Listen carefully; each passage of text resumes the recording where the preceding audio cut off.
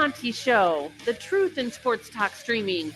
When you want unbiased opinions about your favorite team without the spin, all you have to do is find the Monty Show, streaming live and available 24 hours a day, 7 days a week on YouTube. And now, here's Monty. Hey, the Monty Show live on your YouTube machine. How the heck are you on a Thursday? As always, the Monty Show is presented by The Advocates, theadvocates.com. Man, I just can't say enough about the word empathy. And if you understand what empathy is, it's the ability to understand what somebody else is feeling and going through. That is a core tenet of how the advocates do business. There's nothing they haven't seen. There's not a car accident, a workplace accident, a slip and a fall, that injury that happens to you like a shot of lightning. The advocates are ready to step in and help you fight for what you deserve at theadvocates.com. Make sure you chat with an attorney live online for free. That's right. I said you can talk to an attorney 24/7, 365 at theadvocates.com, and it will not cost you a dime because you don't pay the advocates unless and until they win your case. Boy, it seems like every day on this show, there is breaking news out of college football. And really, I think this is a college football story, but it just seems like the NCAA is melting down. I don't, and I'm not trying to be Mr. Melodramatic and you guys in the comments section, I'm sure you're going to let me know, but I feel like it's every single day and week and month here that Florida State's suing the ACC, the Pac-12's melting down, SMU represents Dallas, like all of this craziness, Jim Harbaugh, Michigan, the Chargers. Today, the Department of Justice hopped on a lawsuit with 10 other attorneys generals, and now the Department of Justice is suing the NCAA over its transfer policies. I don't know.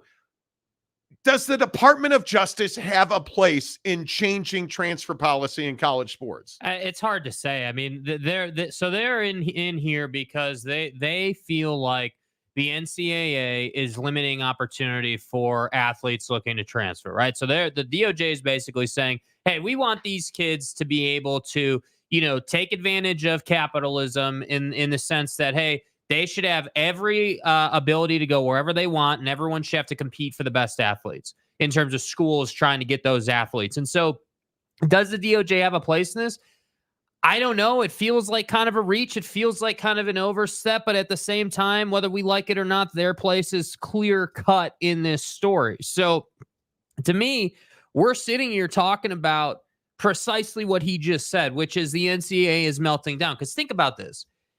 Let's say the DOJ and all these attorney generals win, right? And we just get an open landscape, what everyone likes to, term the wild, wild west, where everyone's just competing for the best athletes, and it is what it is. Let's say that happens. At that point, what purpose does the NCAA serve? Because at that point, amateurism is dead. And at that point, we're not really. But isn't it dead already? I mean, we're working towards that. I mean, we're obviously making progress and strides, and the momentum's heading that way. But Jake, I'm not trying to be like bitter, annoyed guy. But let's do what we say we do on this show and give you the truth in sports talk. Mm-hmm. There's no such thing as an amateur college football player. There's not. There's no such thing as an amateur college baseball, softball, track and field, certainly not basketball or football. Well, because college athletes, it takes them so much less effort to do their sport, right? To be good at golfing or running track or shooting a basketball through a hoop or throwing a spiral 70 yards down the field, right? No, of course not. They have to put in just as much work, if not more work. And we only hear about the Bronny Jameses and Shedeur Sanders of the world because of the NIL and because of their stature in college football. And who their parents are and what their parents did. Right. And so the reality is the kid who's on the rowing team who works his ass off or her ass off every single day just as much as Bronny or anybody else, the difference is those kids aren't getting paid and those kids don't have as much opportunity. So we're sitting here having a conversation about, hey, let's give every kid basically an open field to go out and make as much as they can and put themselves in the best position possible, which I'm all for. I think that's how it should be. I don't care what you look like, what your name is, if you're male, female, whatever. Go out and get yours. And whatever that looks like, if you can get paid $20 over 4 years or 15.2 million, whatever, that is what it is. You had the same opportunity as everybody else. And the NCAA doesn't like that. Yeah, I don't know. As you guys hit the like button right here on the Monty Show, we're talking about the Department of Justice hopping on a lawsuit against the NCAA.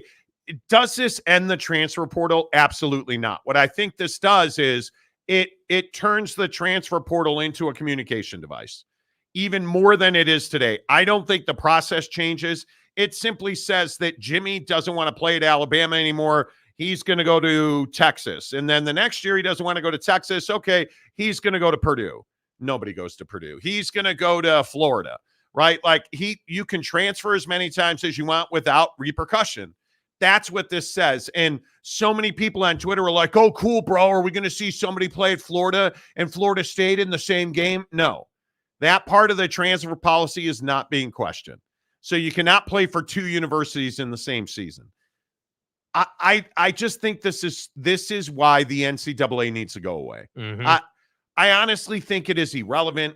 I think you are a bunch of old white guys that are billionaires trying to hang on and keep your hand in the pocket of these student athletes so that you get as much money as possible, because that's what this feels like to me. This feels like in the NCAA, excuse me, I don't care what anybody says.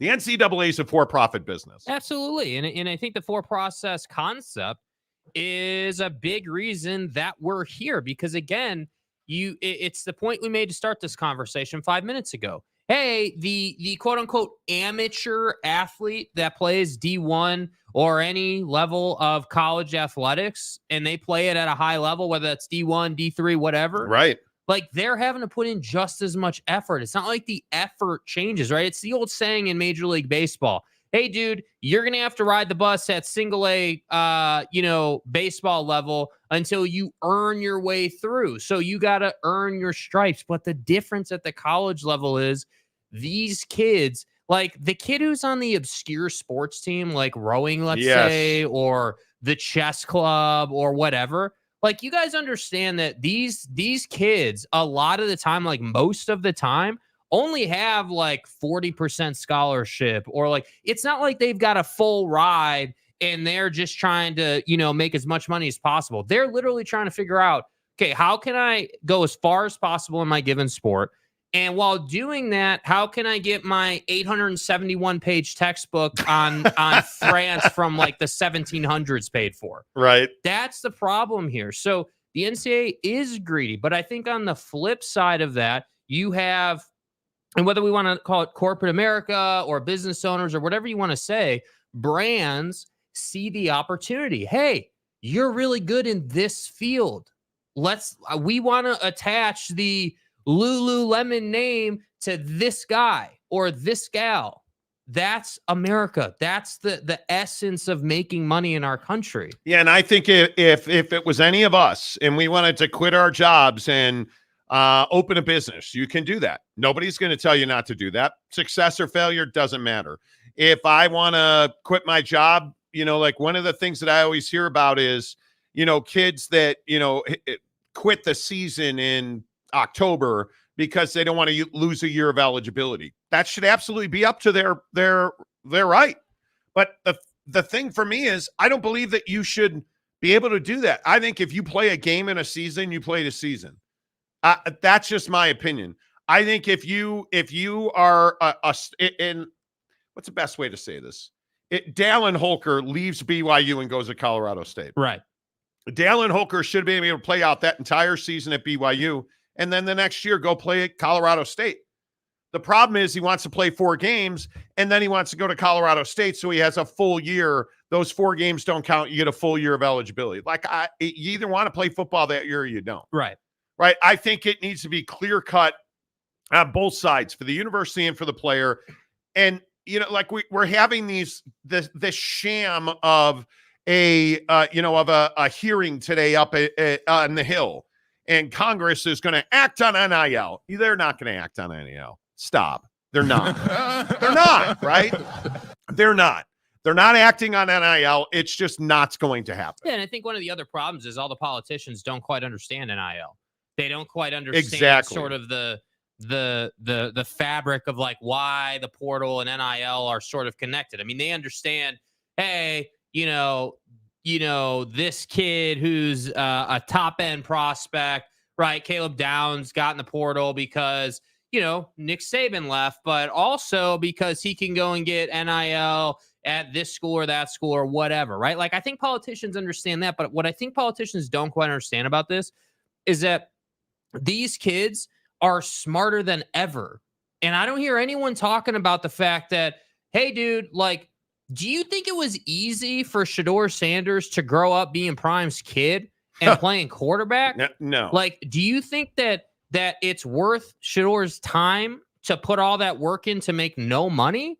Like, I don't resent Shedeur for getting his Maybach booted on Colorado's campus. I think that's funny because this dude's out here focused on football and he's done it for so long. He's gotten to a point where he can get paid to just keep doing what he's doing. So he's not worried about his Maybach getting booted while he's on the road. Like, he's not concerned about it. Prime's not concerned about his Urus getting a parking ticket in, downtown, wherever. Like, they're not concerned about that because they've worked so hard to get there. So now they're at a place where it's like, hey, that doesn't matter to us anymore.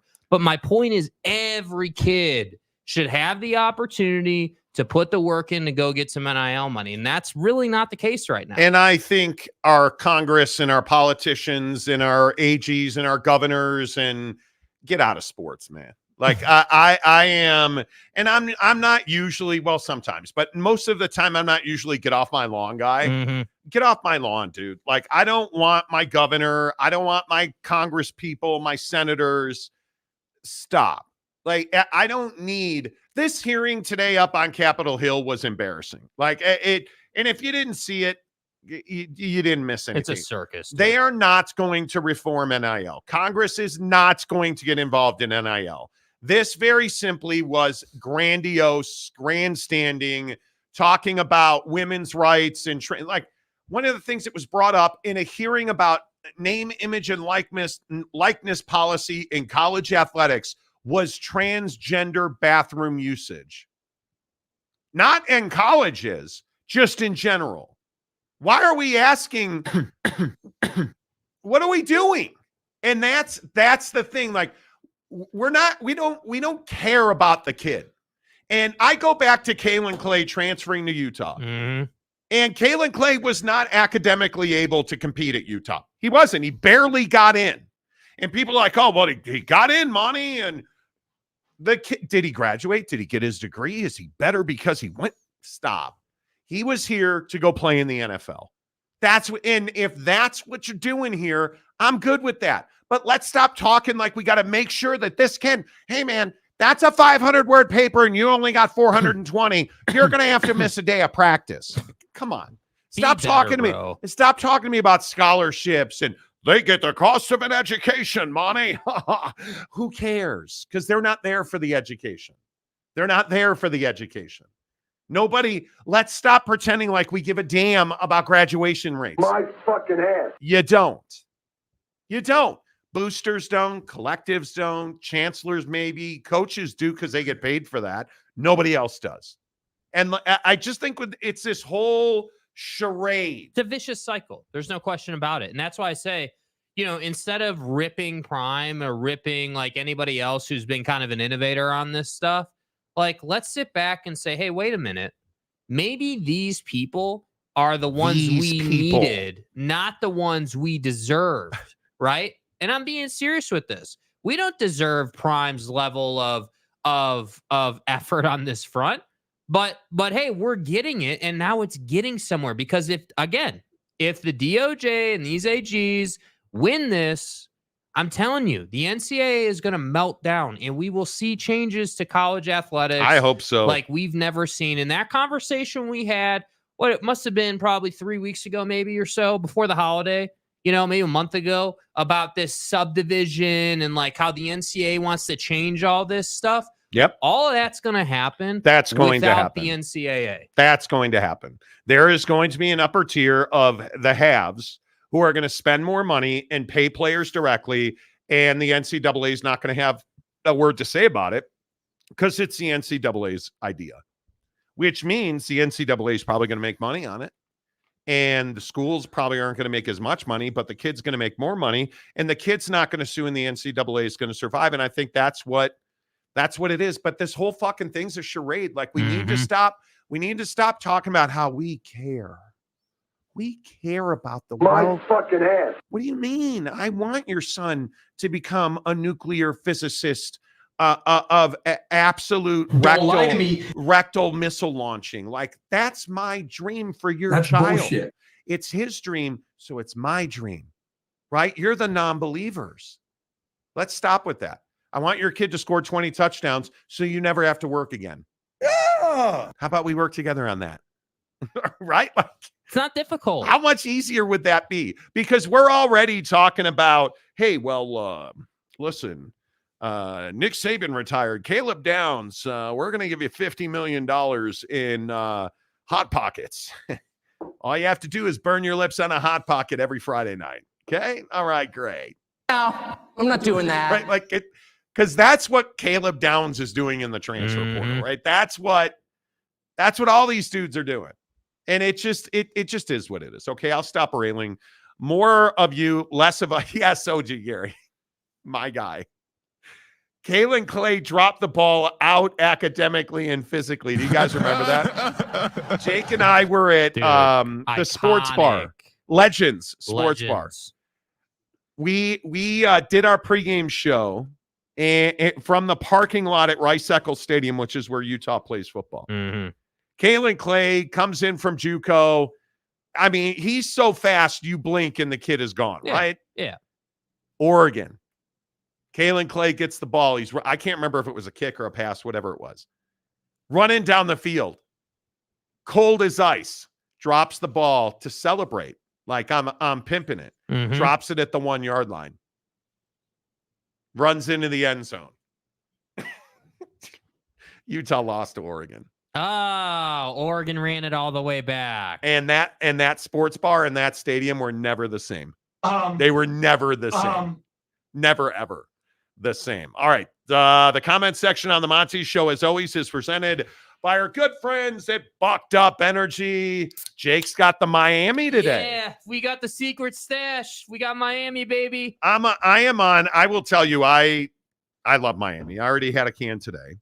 I'm gonna pop a buckshot. It's 3:20 Mountain Time, 2:20 Pacific. Rocking a little bit of a headache today.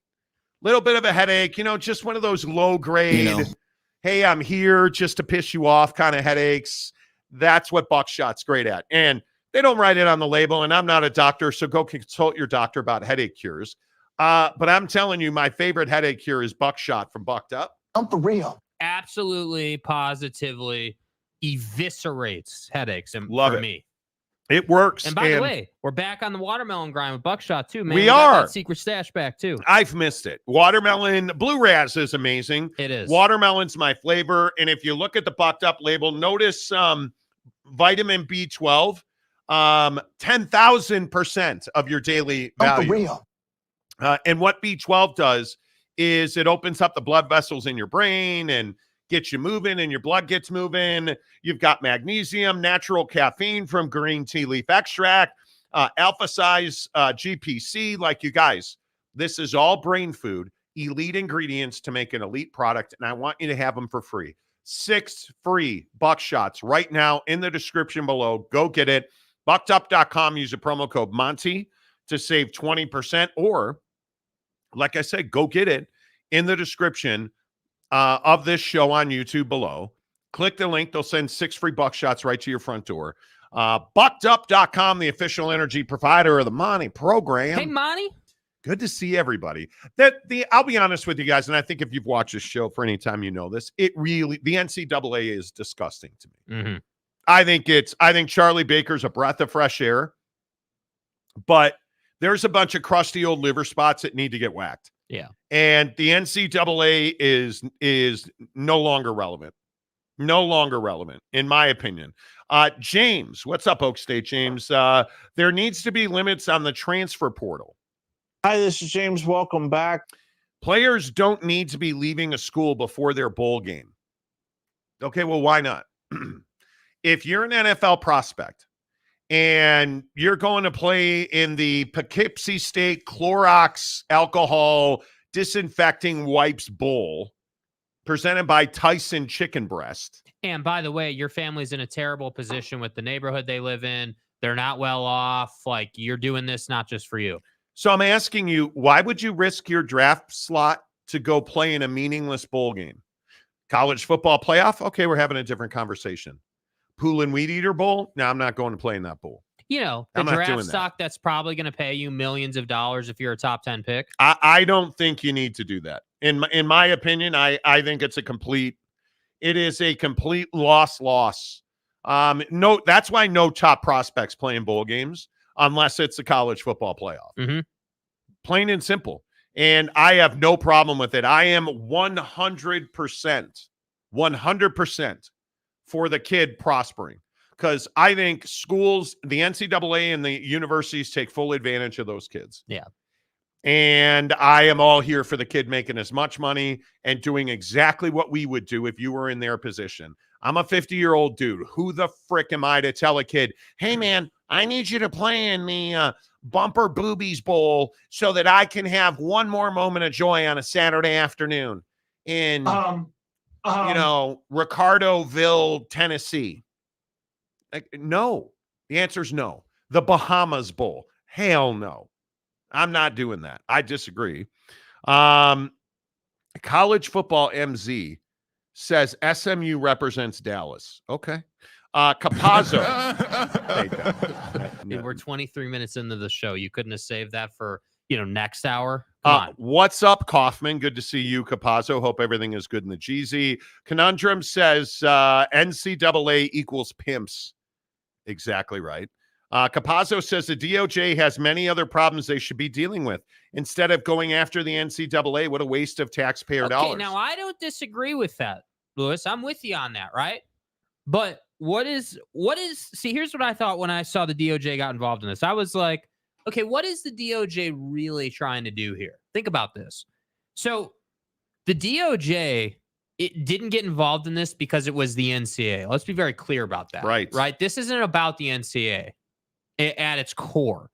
This is about, I'm telling you, this is about people's ability to go out and make money. And really, it's giving people the same opportunity to go out and make that money, so that if he's a baller, right, and went out and made a bunch of money and he chose to work his ass off to do that, I should have the same opportunity to do that, even if I choose not to work hard, right? So we should have equal opportunity, and the choice should be on the kid. Hey, how much do you really want it?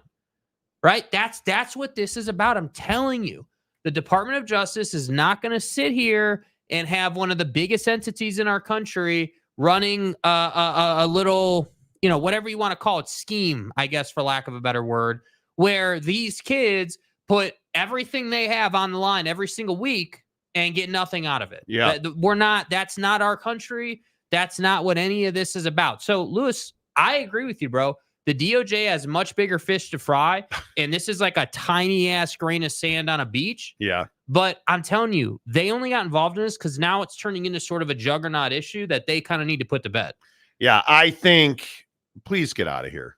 Like, I don't mean to be redundant. I just said this, but politicians, man, you burn taxpayer dollars already. Please, man, let it be. It is undoubtedly legislating itself. Mm-hmm. And if a kid wants to sue the NCAA, great, we have a court system. I don't need I'm with Capazzo, man, who's in law enforcement. Trust me when I say the DOJ, they got to go find Hunter's cocaine, man. Like, they've got stuff. They should, like, Facts. Looking, it's hidden in the laptop. Cocaine is a hell of a drug. Cocaine and hookers, my friend. How else will we do this job? How the fuck else would you do this job? Jeff Woodward. Probably too much. Okay. Why would we put open market capitalism in where we are dealing with kids who are the most vulnerable? We usually put guardrails on capitalism to protect the most vulnerable. But aren't they the most vulnerable already? They're already the ones who are risking breaking their leg every week. Like, I agree. I think, maybe we need mandatory education. the rookie symposium.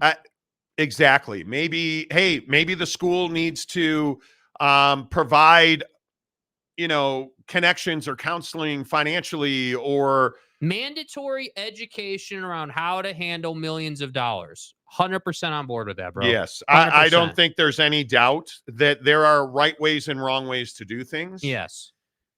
My friends, to put it mildly, I agree 100% with Jeff. We need to protect the kid, because an 18-year-old kid that is a track star on the football field, or, a kid like Travis Hunter at Colorado, he's got Deion, and he's got Deion's money people, Shador or Bronny. Those guys don't need it. It's everybody else who is the breakout wide receiver or the breakout quarterback, or those are the kids who are vulnerable because they don't know what to do with money. Yeah. They've never had money. 9 out of 10 college football players, especially if you're a minority from the inner city, you're coming from a single parent home, you are not coming from a strong educational background. You didn't go to Mater Dei in Orange County, right? Like when you're coming from the inner city, you're coming from inner city Chicago, you're not getting a great education. Those are the kids we need to protect. Yes. Those are the kids that you hope would wind up with Deion at Colorado and say, hey, maybe my coach is going to look out for me. Facts. Absolutely right. Absolutely right. Aaron Wilson gifted a Monty Show membership. Okay. You always spring it on me, bro. Wow. Love you. What are you, nuts? Aaron, good to see you, my friend. Lopes fan Gabe, we can send the most vulnerable off to war, but they can't make decisions about their education. That's what I'm saying, dog. Oh, you're 18 and you're able? Yeah, cool. Why don't you go die for our country? Let me show you how this M16 works. Oh, you're 18 and you have a gift athletically? No, we're going to have to leverage that. Why don't you come over here and I'll take that free chicken sandwich. Yeah, Thanks. why don't you let me handle all the money? You go out and work on the 40-yard dash there, son. Gabe, that's such a good point. Like, it's ridiculous to me, dude. We can't have it both ways, dude. Like, I'm on board with, hey, the DOJ's got bigger fish to fry. Yes. It is surprising they got involved in this, but when you get to thinking about it, is it really a college football issue? No, this is a capitalism making money issue. And there's now too many kids who are doing the Caleb Williams behavior where, you're sitting in a penthouse in LA, putting pictures on Twitter and stuff. You're living that life and you're not shy about it. And I'm not saying you should be. But if that's the case, we're going to need to revamp the rules around this thing. And that's what this is about. Yeah, that's interesting. I think you're exactly right. Steve, hey, Monty. Hey, Monty. Steve. Jaron Eccles, good to see you. Your boy Tua didn't get extended yet. Schemers trying to control their little worlds. Schemers trying to control their little worlds. I show the schemers. How pathetic their attempts to make me play in the bowl game really are. I show the schemers how pathetic their attempts to take my diamond grills out of my mouth really are. Bailey Dietrich. Hello, Bailey Dietrich. DOJ really needs a fantastic cup of coffee with sugar in a styrofoam cup that leaks out and burns your, never mind. Dakota Tubbs, petty issue. Can you stop calling these guys kids? Oh, God. They all signed up for the draft and have to pay taxes. These aren't kids. Okay. When Jimmy, the high school quarterback, signs his letter of intent and he's negotiating $1 million NIL deals, he's a kid. And he needs a financial advisor. He needs somebody who's going to say, yeah, I don't think I would sign that NIL deal. Yeah, that collective, He needs somebody to say, hey, that's a really good deal. Here's what we're going to do. We're going to put this in X, Y, and Z, and you're going to be set for the rest of your life no matter what happens at X university. Mm-hmm. He's a kid. They are kids. And I think we need to keep that in mind. Now, by the time your freshman year is over, are you still a kid? Probably not. Are there a lot of these kids who show up as adults? Yeah, there are. Have they been treated like adults for a long time? They have. But that doesn't mean that they're educated and worldly. And I think when we're talking about kids, we're talking about education and sophistication. And too often, like we look at this situation at Florida State. I mean, you took advantage of athletes, and now Florida State, their offensive coordinator, their collectives, they're paying a price for it. And I think somebody has to watch out for the best interest of the kids. This is an opinion. I'm not telling you you're wrong. I disagree with it. I disagree with it. Yeah. Giggity, what's up, my guy? Old white guys in politics don't like seeing young kids making a ton of money. That's their problem. I think that is very real. Truth. I think that is very real. And I think when you have legends of the game like Gino Auriemma saying, hey, like, how are you supposed to coach a kid when they're making more money than you and they know you can't really hold their feet to the fire in terms of performing? Like, how are you supposed to coach a kid, right? I mean, the essence of coaching somebody is, hey, it's like the old Urban Meyer stories, right? Hey, I'm going to pull your scholarship for taking us one step wrong, right? I mean, that's how people want it to be. They want it to be, hey, I'm a hard ass on my players because they don't have a choice. And we're just way past that, dude. You guys remember the old Urban Meyer way of doing business? Urban Meyer, and I just happen to have worked with a lot of football players who played for Urban Meyer. Urban Meyer routinely practice in, practice out, off season in, off season out. Urban Meyer threatened your scholarship. And the day the season ended, Urban Meyer had you in the weight room. Mm-hmm.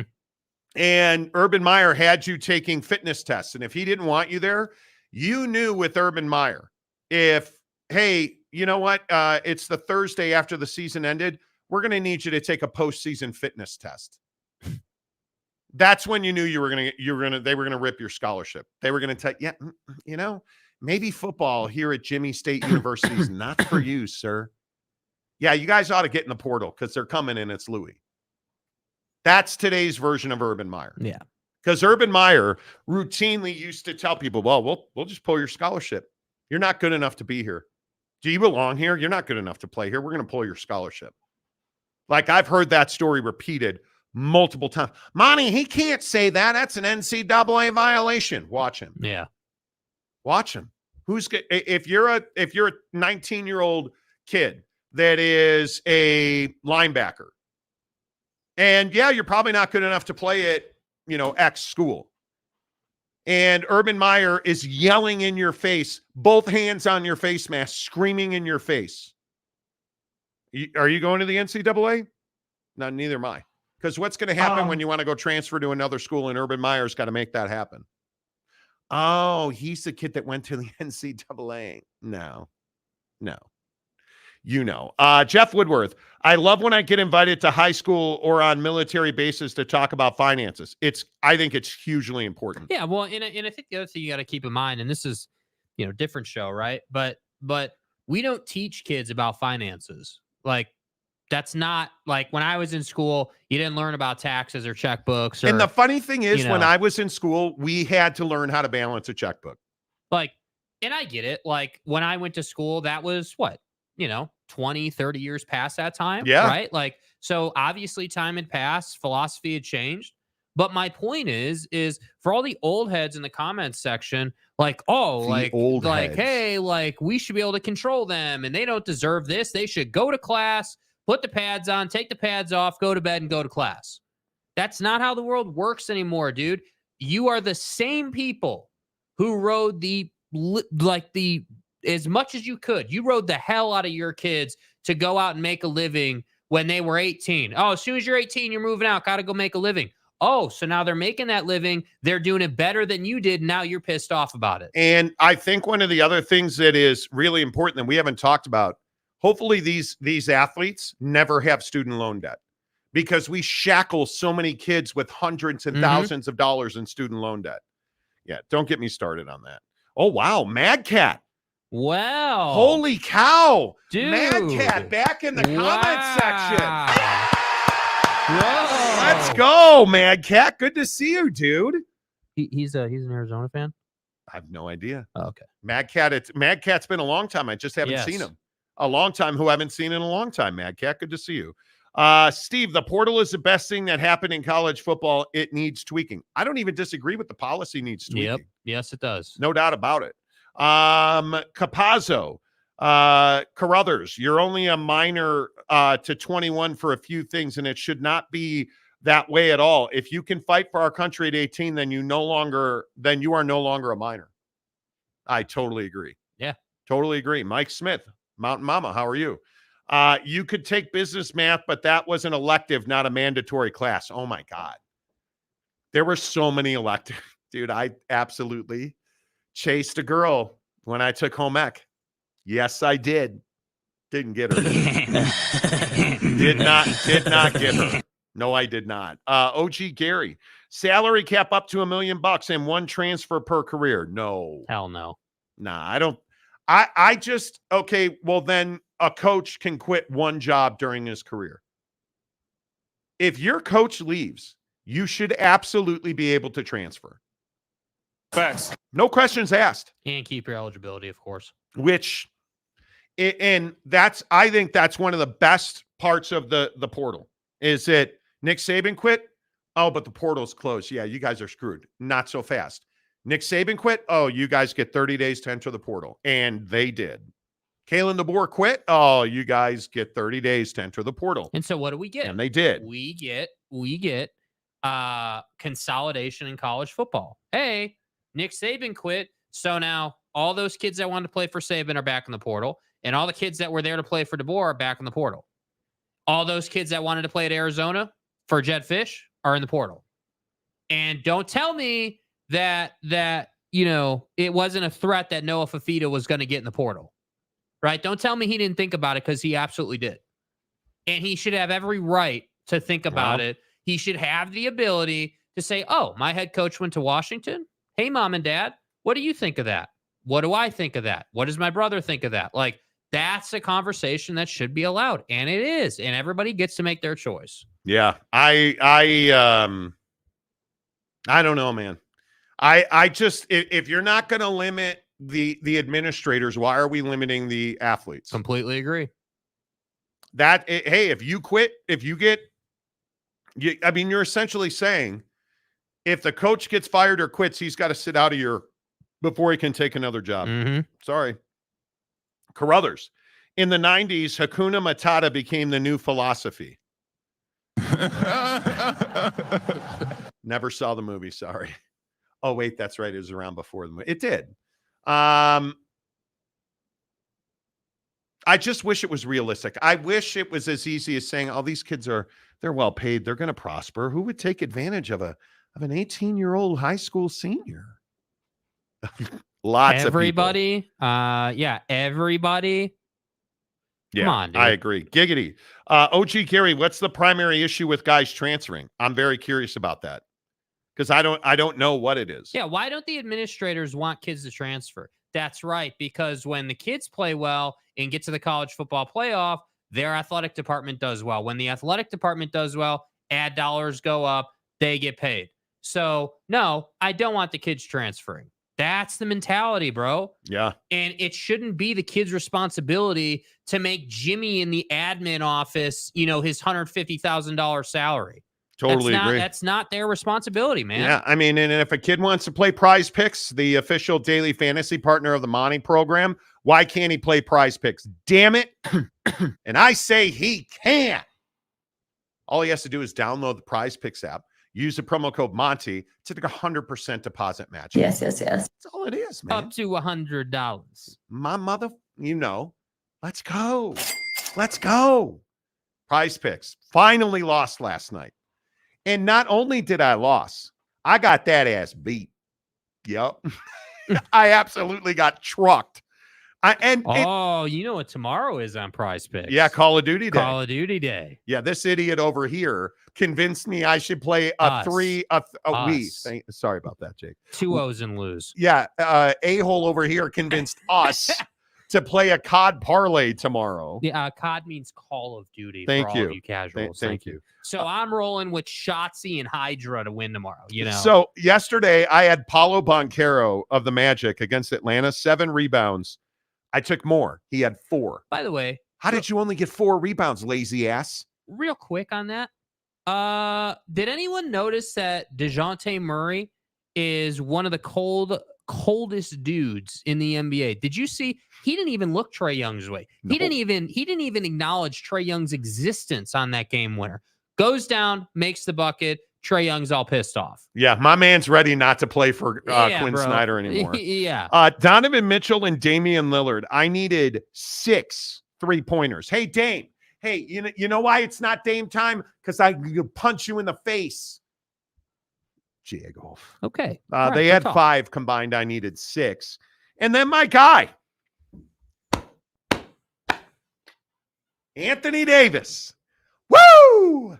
Saved me from a clean sweep of awesomeness. Actually, it wouldn't have been that awesome. No, sir. Anthony Davis, 44.5. I took more. Points, rebounds, and assists. My guy put up 49. It was amazing. Wow, bro. What happened? Chill out, okay? What? I don't need fake moaning noises when it comes to Prize Picks. Daddy! Yeah, I don't need all that. Everybody energy, needs bro. fake moaning. Everybody. I don't need all that. Daddy! Yeah, download the Prize Picks app because we have got to talk NBA. A lot of NBA coming up next hour. Lemma Harrington in 30 minutes.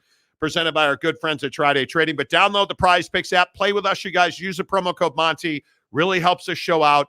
And if you were in the members-only group, Joseph Harper, on a daily basis, he grabs you by the back of your neck and shoves your face into his pot of winnings on Prize Picks because all that cat does is win. All right, I'm going to play. Assassin. I'm going to play a $4 37-man parlay that's going to pay 78 to 1. Welcome to the fucking show. And then I'm going to take myself to Arby's and I'm going to get a double beef.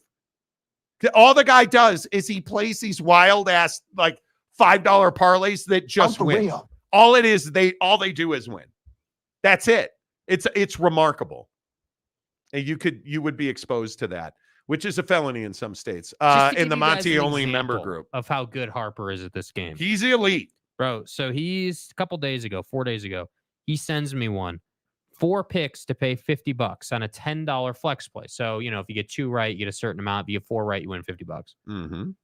Listen to this. Jahmyr Gibbs and Kevin Durant, receiving yards and points, 46.5. Harper, seriously. Took more. Next one, Jake Ferguson and Anthony Edwards, receiving yards and points, 71.5. Took more. Jamison Williams and Paul George, receiving yards and points, 58.5. Took more. And Tony Pollard and Devin Booker, 42. Devin Booker receiving yards and points. Oh, Devin Booker. He took more. Stay hard. I can't take it back. I can't undo it. Joseph Carruthers says fake moaning noises for a different kind of show. It is. That's a 5 o'clock hour activity. Daddy. Mike Smith, NIL signed contracts with business, not school. Very true. Capazzo, wow, Street Clothes Davis actually put out last night. I don't know what he did when he went after home. the Street Clothes Davis. You're assuming that. I am not. That's every day. He had a great game. He puts out So what I meant, he plays well. Anthony Davis, and the thing that nobody wants to say because he's always got a torn something. My dude plays well when he After the plays. Street Clothes Davis. My dude plays well. For 10 games a year, yeah, man. My R and Gary's LA Lakers are better when he's on the floor. But there are some nights where he's better than other nights. Yeah. Ask Mrs. Davis. Okay. I don't know. Shooter Texas, why do we still have Scully limitations? It's just a matter of time before schools like Texas have 40 walk-ons who are making $300K in NIL money. Rich school's going to win. Well, at BYU, and I know it was this year, I don't know if it'll be next year, Built Bar put every walk-on on scholarship. Every football player on scholarship at BYU. That's the deal that I think loosening NIL restrictions, because I do believe, my opinion is, schools do absolutely positively need to be involved in NIL. Yeah. You need to be able to make NIL deals at the school level. Yeah. Is what it is. It is what it is, in my opinion. So, I mean, we can sit here and pretend, but I think you absolutely have to. Cyclone Steve, who's a member of the show for 5 months. Let's go, baby. Love it. Can NIL contracts have GPA and bowl requirements? I don't believe there are restrictions on what they can be. I don't want to speak out of turn because I am not going to sit here and pretend to know every NIL regulation, but I am pretty certain that there are bonuses built into NIL deals based on exposure level. So if you get to the college football playoff, your NIL deal now, I know for a fact, Shedeur Sanders, can't remember who it was, had an NIL deal that only happened if they made it to a bowl game. So he lost that NIL deal.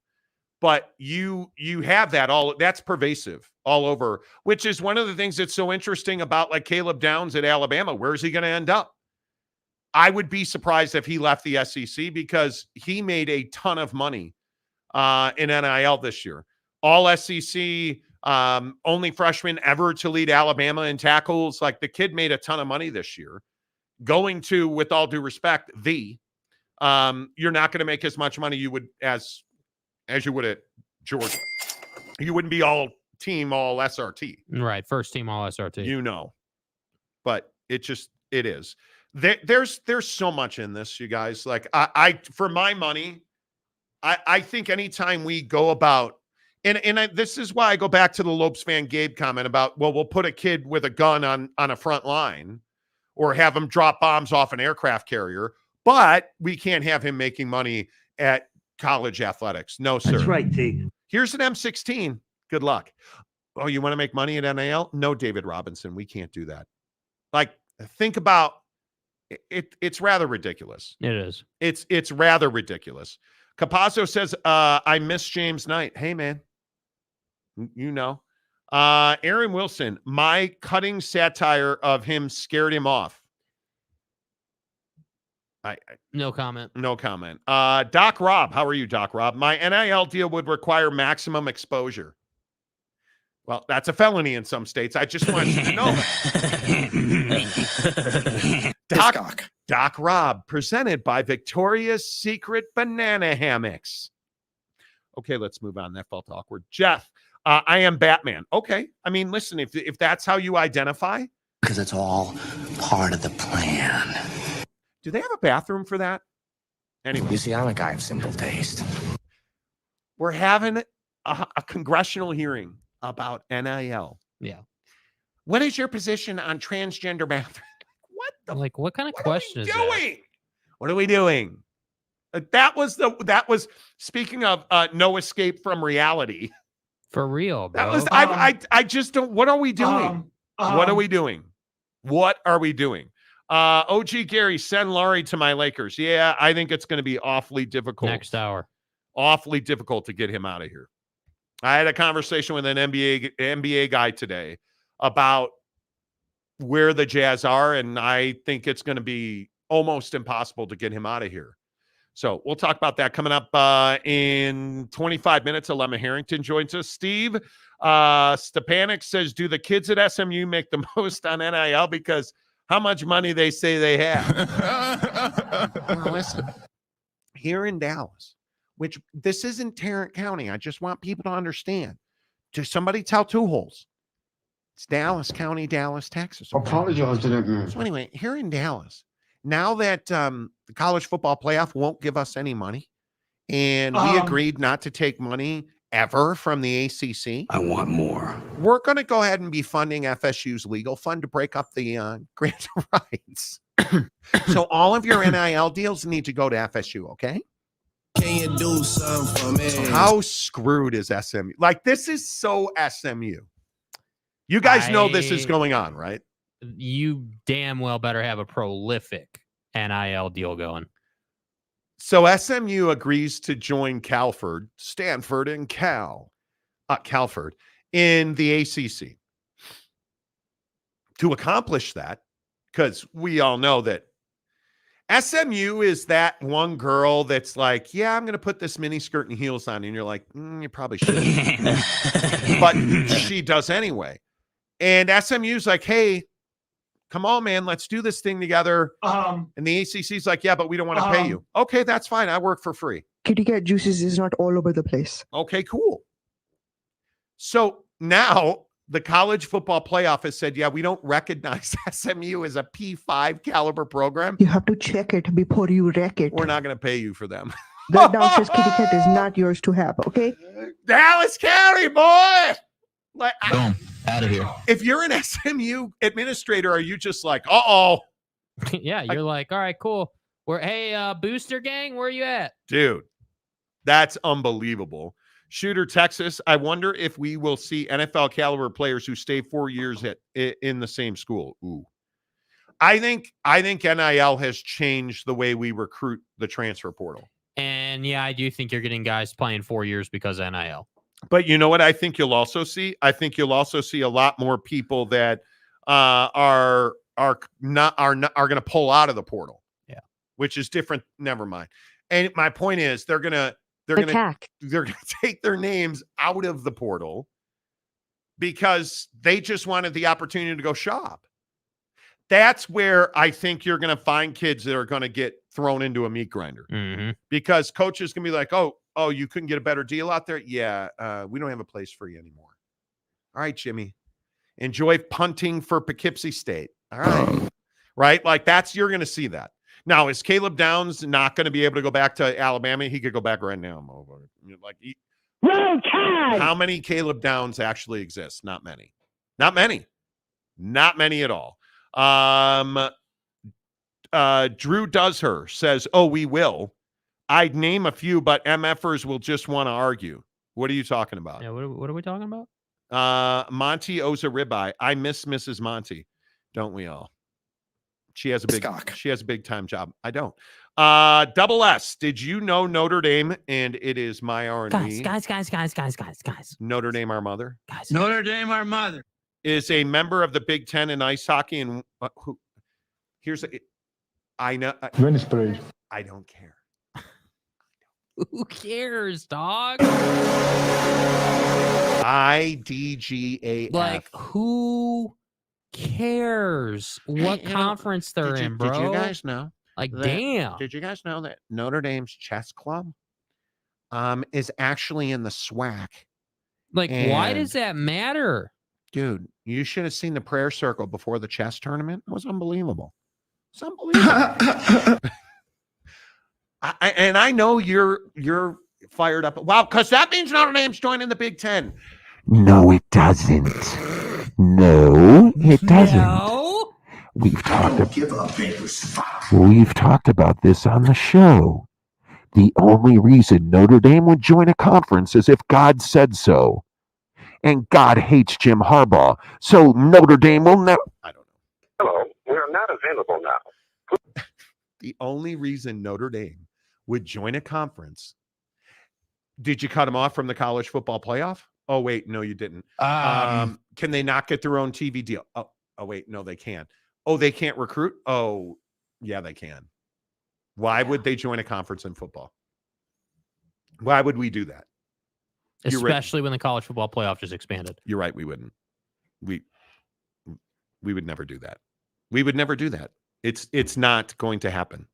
Not ever. Yeah. Even if there's a fire. Nope. Even if you get, I don't have that drop, dude. Step Brothers. Yeah, I don't. Even if there's a fire. I'll drop that motherfucker. I won't call him Dad. I'm not doing it ever. The only way that they would join a conference in football, and everybody's like, "Well, Monty, listen, bro, the field hockey team's in. They're in the AAC, bro. Never. Okay. And yeah, you're right. It's meaningless. It doesn't. Why does it? And I'm here for it, Steve. Tell me why. Why does it matter? What is Notre Dame lacking that they have to join a conference? Pardon me.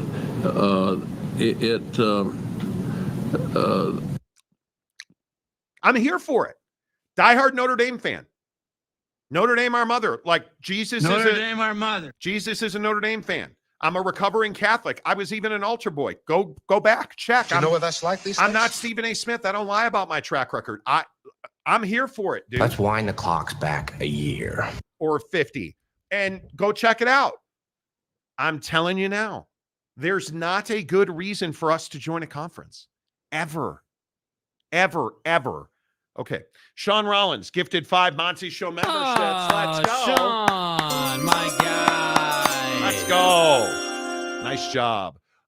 Shooter, Texas. My point was guys like Lamar Jackson staying at Lobo or RG3 at Baylor. That's over. Lamar would have been money whipped by Tennessee or Florida and RG3 by UT or NM. Okay, but who cares? It's on the school to go out and compete for these kids. Let's stop putting it on the kids to compete at yet another thing. Do you understand? These kids have been competing their whole life, bro. Like, I mean, literally since the first day they were able to lift a weight, they've been competing. So I'm good with it. Make the schools compete for the best talent, just like we do, in the NFL, in Major League Baseball, the NBA, in business every day. Like, make people compete for these kids. And if that means the kid makes more money, cool. Let's talk about rolling out Mando education on managing money. How about that? I mean, I know that's crazy, right? Yeah. That's what I can't get by. These kids have been competing their whole life. Why are we going to ask them to compete more? Yeah. Hey, wow. Look at Kalen DeBoer. Wow. That's a big flipping deal. Austin Mack has committed to Alabama. The 4-star quarterback that was committed to Washington is following Kalen DeBoer to Alabama. I don't give a piss about nothing but the time. That's right. He reclassified to 2023 too. That was a big deal. That's another thing that the old heads don't like. Wow, hey man, why is little Teddy classifying? I don't understand this. We still got Cooper Manning down here, bro. That's a big deal at Alabama.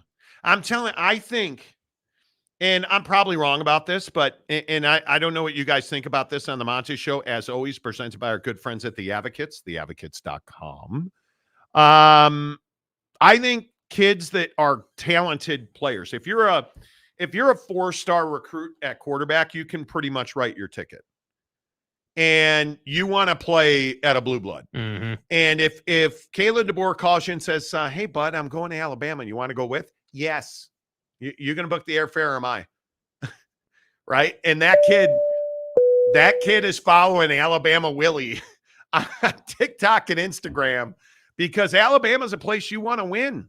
Man, you're going to play in big games every year. You're going to be on national TV. You want to play at Alabama. It's your path to the draft. Yes. That's a big win for Alabama. That is a big, big win. Yeah. Because there's no way to spin it. You're going to have to rebuild the talent base at Alabama. And at Washington as well, or excuse me, Washington. As well, because you lost a bunch of dudes, man. And it is Proctor, Downs, and most of the guys in the portal at Alabama are 3rd-tier players. Like, they're not down in, down out guys. You don't replace Caleb Downs. Yeah. That is a generational, probably the best safety to ever come to Alabama for 1 year. And he's in the portal. At Proctor, screw you. You're going to Iowa. You're leaving Bama to probably go to Iowa. That's come their on. choice. But and I'm with you. But that's dude's choice, right? You want to go to a small-time program, with all due respect to Iowa? You want to go there? Great. Go ahead and make your bed, bud, because we don't need to feel sorry for you, right? I'm not going to feel sorry for you, but he should have the opportunity to do that if he so pleases. And that's all this discussion's about, bro. That's it. This is like old Cliffy Kingsbury interviewing with the Chicago Bears. Yeah, the Chicago Bears. Chicago Bears. Ditka and stuff. So wait, let me get this right. You're Cliff Kingsbury. You're You're one of the hottest offensive coordinator candidates in the NFL. Well, I don't know what his looks have to do with it, but you know. Oh, jeez. It just makes me laugh every time I do it. But you're Cliff Kingsbury, the sex machine of coaches. Yeah. And you're seriously considering becoming Matt Ebersucks's offensive coordinator. Cliffy. Dude. Cliffy. You work for Sean McVay and the Rams, whose offense was remarkably better than anybody thought it would be. So you're going to go interview with the Bears? Get out of here. He's not taking that job. But dude, it's Caleb Williams and his time at USC. Come on. And, you know, come on, dude. It's all lining up. The stars are aligning for the Bears. Yeah, I am not the guy that's going to buy even for a second that you're taking that job. Mm-hmm. I'm not. And I'd also point out that the San Diego Chargers found a way around the rule. Did you guys hear this real quick? Because we'll have a Lemma Harrington on here in just a bit. We'll ask him about the transfer portal and all that as well.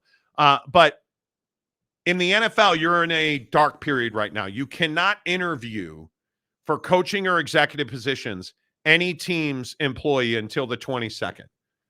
So the Chargers have been trying to interview candidates, specifically minority candidates, to fulfill their Rooney Rule requirement. They're one of the few teams that was able to get David Shaw to interview, the former Stanford coach. And they interviewed him today. They can now hire any coach they want. And it's going to be remarkable if they hire Harbaugh. And I think that's what's going to happen. I was talking to an NFL dude today who said that is 95% the expectation around the NFL. Yeah. Bill Belichick's locked in Atlanta, it would seem. He's meeting with their executive committee on Saturday, where it is expected Bill Belichick will get a contract offer. Yeah, I'm not talking about that. And I think Jim Harbaugh is going to get that job now by the end of the week. So that will be very interesting to follow and see how that plays off. KC Boss, look at the old timers coming back together as one in the bosom of the Monty Show. Stay hard. The warmth. Anyway, good to see you, Casey. We Boss. really did. Bill G says, checkmate Jesus. Yes. Checkmate Jesus. Yes. God bless. Yes. Steve says, I just think it's cool they are the only team that could win a national championship in the Big Ten, ACC, and as an independent in the same year. Okay. And we're faulting them for that? No, he just thought that was neat. James, ND should join a conference full time. Okay, we can just stop right there. Is this the James comment of the day? Is this the comment? Hey, Monty, James always triggers you, fat ass. Is this the one that's going to set you off like a powder keg, boy? It may well do that. It may do that.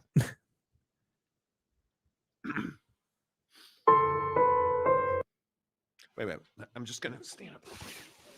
Just the best. Do you want something a little more upbeat, or you like the sad music? You drink some music? Yeah, just drink some water here. Some water. All right, I got my water ice down. Okay.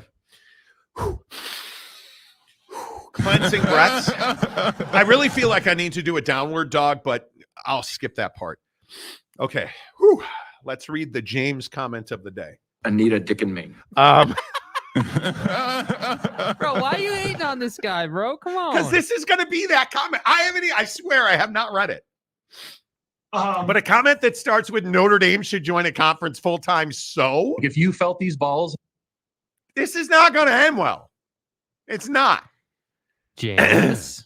Notre Dame should join a conference full-time. So if they win the ACC, they can get into the top 4 in the new college football playoff. Only top 4 conference champs will get a bye. Yay!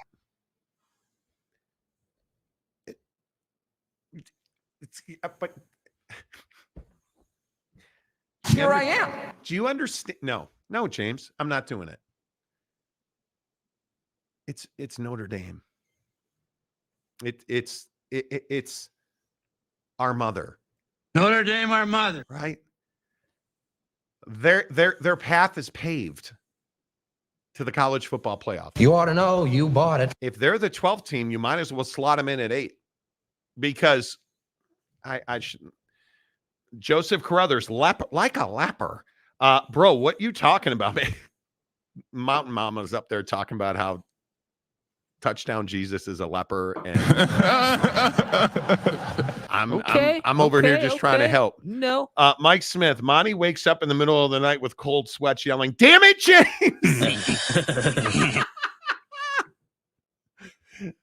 Sean Rollins says, "Yay!" Johnny Gonzalez, has anyone ever poured buckshot into an icy tray and used the cubes to flavor other buckshots? No. I mean, these are things that we all should consider doing. Mm-hmm. I mean, to me, the greatness of that comment, we might just have to try it out. Schemers trying to control their little world. Shooter, Texas. Hey, boy. How about, by the way, Shooter, is your safe word Dave Aranda sucks? Or no? I don't know. I don't know if I don't quite know how to answer that, to be honest. Or is it Dave Aranda lifetime contract at Baylor? Yeah, I'm not talking about that. How much sweat do you think rolls off his scalp? Anyway, Notre Dame to the Big 12 confirmed. Exactly. Right. James, Notre Dame can get into the playoff right now, but teams 5 through 12 have to play an extra game. It makes the path to the national championship harder. Well, they do have to play an extra game. Is what it is. Notre Dame to the Big 12. Eric Wasikowski from Plymouth, Canton. Wasikowski. Oh, UAW. Italian? If Notre Dame joins the conference, it'll be the Big 10. They are making less right now with their new contract. Hey, man. Guys. It's all about the money. They're never going to share football revenue. Nah. Ever. Why would you? Ever. Monty doesn't like James because James and Two Holes are best texting buddies now. Are you guys textually, like, did you guys say goodnight? Did you tell him again? Because I know you tell James every chance you get how much you love him. I've let him down. I love you. You're my friend, and I love you. The lie detector test determined that was a lie. Exactly right. Dave Aranda is not anyone's safe word. You are not. Daddy Aranda. Daddy? Dude, are you kidding me right now? It's Daddy Dave. I'm not your daddy. Who are you, the Philadelphia Eagles? You didn't fire Dave Aranda? Like, what are you doing? Yeah. Pac-2 poaching Notre Dame. Okay. Trent CN says Notre Dame football contract and Big Ten football contract do end the same year. They do. It's the fucking vernal equinox. Yeah, could happen. Jake is cool. I know he has been busy. Did you send him his gift card? Yes, I did. But how come you haven't? You guys are friends now. And when you're friends, there's like protons and neutrons, and they meld together, and they Biologics. It's. I want to be your friend, Jakey. Okay. Carruthers, I heard you say I love you to James the other day too, Monty. No, I didn't. No. Never. Even if there's a fight. We need that drop now. James joined the Bacavo Reading Club. Get that man a deluxe. Bacavo. Juicy. Oh my God. Mapes. That's a requirement. Fucking Mapes. That's amazing. Long time listener. Oh, Mike Smith, James and Jake, male bonding. Stop, bro. I did right by the dude, got him to delete a tweet, got him to handle his business. Oh my God, dude. Gave him some positive reinforcement. You straight up told the dude on the phone, on the show, in front of 3 million listeners a month that you loved him. Yeah. Did you think there was a free pass associated with that? Yeah. Well, yeah. Dude, James. This is what I always tell James. You're a character on the show, James. This is why you're legendary. Yeah, man. You read books on Kindle. I'm not judging you. Welcome back. I am not judging you. I am not judging you at all. Yeah, you have an Amazon Fire TV. How are you going to judge him, dude? The Fire TV is fire, dude. Yeah. When you see fire. When you watch Jazz Plus, it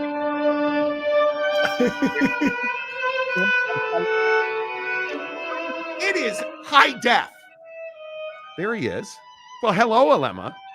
How are you guys doing? I'm sorry for the background noise. We got somebody up in our studio, so I'm down in one of the suites. And as you can hear, there's a little rehearsal going on for the national anthem. I feel a little disrespectful that I'm not laying out, as we say in the industry, lay out and not say anything while they're rehearsing. But this is a rehearsal. It's not the actual national anthem. So I think we plow forward, and they're almost done. Oh, he's hitting a high note. Hitting the high note. I'm not sure if this is a violin or what's going on here. And the home of the Jazz. Yeah. Dude, I maybe this first time ever on the Monty Show. Could be. That's right. I used to dream of playing the violin as a kid. I so wanted it, but my sausage fingers were never getting it done. You seem like more of a bass guy, dude. I'll be honest. Yeah. Thank you. Did you play an instrument? I tell this story. My dad wanted his sons, because my dad was an entertainer, and I think that he loathed that he never learned to play the piano. And so he had, me, my twin brother, we were in piano lessons for 5 years. I still cannot read music. And my mom always said, someday you're going to regret that you quit piano. And I said, I'll never regret that day. Right. And, crying every time I had to go to piano lessons. And I think it took about 50 years. And then I was like, I kind of wish I could play the piano. But, it is what it is. I can't read music. I DJ, so I, on the ones and twos, I like to do that. But I just, I have a hard time with math, and I have a hard time with music. I just think it's the way my brain operates. Yeah. Okay. Now we're gonna play the last bar again. Yeah. It's fine. Yeah. Look at encore performance right here. It's gorgeous. Yeah. It's actually very relaxing. I feel like we're on the deck of the Titanic. I don't know how that's relaxing, but I'll go with that. Wait, you said you have a twin brother? Yes. Were you not aware of that? No. Yes. Who's I older? have a twin brother. So he's 1 minute older, cesarean C-section.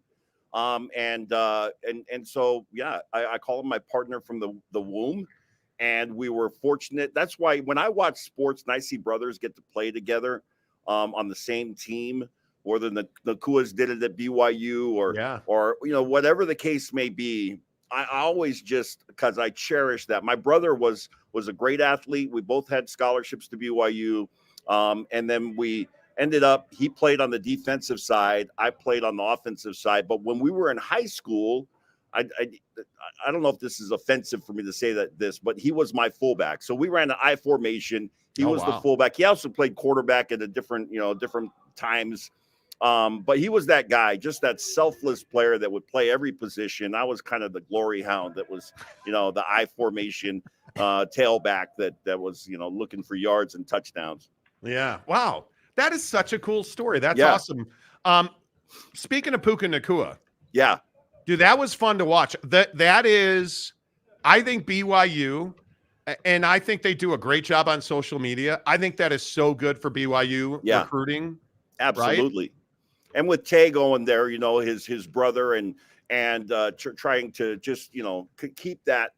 And it's so much of this recruiting, especially, I don't know if I can speak from my own experience, because I am half Samoan, right? My father's Samoan, my mom is Caucasian. And so I understand the recruiting process from a Polynesian Ainga Ohana family standpoint. And it really is how you treat that family. And sometimes you might not be targeting the kid that you're actually recruiting at the moment, but you're targeting one of his cousins, or you're targeting his younger brother. Yeah. But there's a lot of that comes into play. And I don't think that's exclusive to the Polynesian families. I think that goes with any group or family that you're recruiting out of. But I can tell you, for the Atawayas that all played at BYU. That was important to them. And then when I was covering the when I came back in '96 and I was covering the University of Utah, Coach Mack did a phenomenal job, and Coach Chow and Coach Edwards were the ones that recruited me. Coach Chow actually went to the same high school as me in Hawaii. Wow. But when Coach Mack took over at the University of Utah, he came in there. He hired Steve Kaufusi from BYU, where he was a graduate assistant, got him into the fold, and they got all of the Kaufusis. And the Kaufusis had, prior to that, Rich Kaufusi and Steve were both BYU guys. Steve is a classmate of mine, and I overlapped with Rich a little bit. But he understood the recruiting process of how to get these kids, right? And then you treat them right, and you understand the culture. And that's what, Coach Mack, that turned that program around.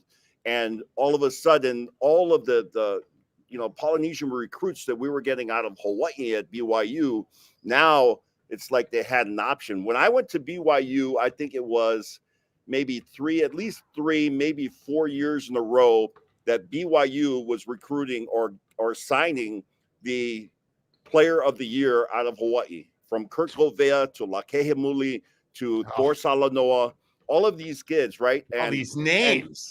And Kurt Govea is not an LDS kid.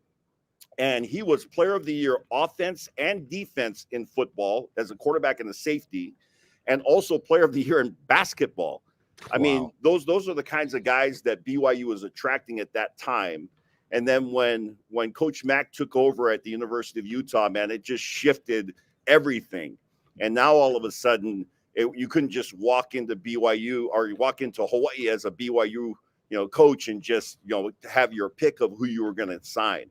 Yeah. And so when he got the Kemoeatus out of Kahuku, that was a big deal. And then the tide started to shift a little bit, and it was like, uh-oh. So anyway, but it's fun where to are see you at Puka. where are you at on the transfer portal and NIL? Like this whole thing with the Department of Justice today. I don't know if you heard this. I know you're busy. The Department of Justice signed on to a lawsuit with 10 other attorneys generals going after the NCAA's transfer limitations and whatnot. Where are you at? Are you a supporter of the transfer portal? How do you feel about all that? Originally, right, I've always felt this way about the transfer portal, because obviously when I played, we didn't have the transfer portal. And that doesn't mean that people didn't transfer, because they did. But it was difficult to do. And Lavelle was always very accommodating for a kid that wanted to transfer. And I would watch this happen, guys that were dissatisfied with what was happening at whatever school they were at. And I had a kid from my high school that was playing at Cal. I had another one that was at Notre Dame. And so I'm watching from these different perspectives. And every time I saw somebody transfer because they didn't like, let's say, the politics of where they were, they would go into another situation and the politics were relatively similar. Like they were walking into plus you had to sit out a year depending on where you were transferring, unless you went NAIA or whatever the case may be. I mean, there were so many limitations. I was in favor of it originally because I felt like coaches were moving so much that if the coach that recruited you leaves, then you should have an opening to be able to move at that point. That I felt was just, would be justified and right to allow that to happen. But the way that it is now, it's interesting for sure, but at the same time, being able to just move around all over the place and really almost no limitations on what you're able to do. And you couple that with the NIL, and all of a sudden it's whoever's got the most money, they're going to be able to land the players. And, this is what, if you're Brigham Young University, this is what you're dealing with. This is how you have to compete in this era. And you have to make a firm decision on whether or not you're willing to do that or not, because, you got to understand in the Big 12 what the going rate for a starting quarterback is, and you got to be able to offer that. Yeah. So, yeah, I agree. I just think that it's we don't know where this is going, and we're always going to have college football. I don't think it's like that. I just think the identity of our brands has become, I think, so much more important because you can't count on, in most situations, you can't count on your best player being there. And I mean, obviously Nick Saban retired, but how, like Caleb Downs, the safety at Alabama, is the first freshman ever to lead that team in tackles. He's in the transfer portal. He's not coming back. Like, I think it is so difficult when you lose a player and you're like, that's your quarterback or that's your safety. Like, we're becoming more about the brand, I think, than the player. Well, I think, in some regards, it allows the players to have a little more self-determination. But it's so wide open now. It's just, it's crazy to me. And as you're referring to the brands, whether it's Michigan or Alabama or Notre Dame, those brands that have that kind of juice, I think are still the ones that are going to benefit the most. And even though you got a kid that's leaving Alabama, which you would think, man, why wouldn't you stay at Alabama? But they're in that program. They might see writing on the wall or whatever the case may be. But it has become, this is my personal opinion, it has become too individualistic, if that's a word, right? Guys are just looking out for themselves. This idea of, I'm playing for the team. Like, guys are not coming back for another year to play with their guys. They're coming back for another year because the NIL money is better than what they might get in the NFL. And to me, that's the sad part. And obviously we look at Puka Nacua, who was, transferred out of Washington. We're happy to get him. And at the same time, it's a double-edged sword. And I just, for me, the sad part is that I feel like, to a degree, that we're losing the team environment. Like, these are my guys. I'm trying to think. I think it was, I was watching a feature that somebody had done on Damian Lillard. Yeah. And Damian, of course, as we all know, who played his entire career at Weber State. If he had been playing in today's, environment, who knows what that would have looked like. But one of the players at Weber State made a comment. He said, the thing that I appreciate about what Damian did was he has some place to come home to. Like, they were celebrating, this was an event maybe a year back or so, where he was in town and they were, honoring him in some way, shape, or form. Yeah. But he had a place where he could go, and it's, even if you look back at the guys that are hanging in these rafters, Stockton and Malone, even though Malone did go spend a year at the Lakers, it's hard to think about players like LeBron James, like where are they going to retire his number? Yeah. Or are they going to retire to all of those places? And I get that Shaq is getting his number retired at Orlando, and understandable because that's where he was drafted. But, in the NFL or in NBA, because of free agency, guys do move all over the place. Yeah. There was a time when the college football had a pure quality to it. And for me, I got to say this, for me, I love covering high school football because it's really athletics at its purest. Yeah. But even in high school, you're starting to see more and more transfers, and guys are, going to whatever, I won't name names of schools, but guys are going to schools where, not where they grew up. This is not my neighborhood. I'm not representing my community. I'm just going where, and understand, I get it, but going where I have the best launching point to the next part of my career. And I feel like there's a price we pay for that we're losing the value of what teamwork is all about, what being a team is all about. Yeah, I agree. And again, I just go back to, I think fans have to hang on to brands, man, whether it's Utah, whether it's BYU, you name it. I mean, you got to hang on. If you're at Washington, you can't tell me that Husky fans are going to be Bama fans now because the coach left. Like, I just don't, I think we hang on to brands. Speaking of hanging on to players, Alema Harrington joins us, presented by TridayTrading.com. This revival by the Jazz has continued. And what is different about Will Hardy? has something changed? Because I think we all believe in Will Hardy as a head coach of this club. Yeah. But I think you have to put your fingers on what's different about this team on the floor and off of it. So what has changed about Will Hardy and the Jazz? Well, I think what we were just talking about, right, which is team, which is very difficult to do in the professional arena because everybody is looking out for themselves. And a head coach's job is to put guys in positions where they can succeed. And certainly Will Hardy, both with, schematically and from a cultural standpoint, has created an environment that would support that. We were having this discussion, Mike Smith and myself were having this discussion. This was, I believe it was off the air. And as you guys know, some of the best conversations actually happen when the mics are off. Oh, yeah. But we're having this conversation about Will Hardy. And for those that don't know, Will Hardy played at a small school. He understood he wasn't going to play in the NBA.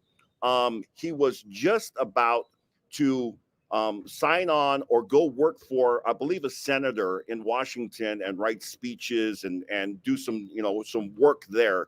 But the point being that I believe that he has a strong communications background. Like he can write, he speak, he can communicate.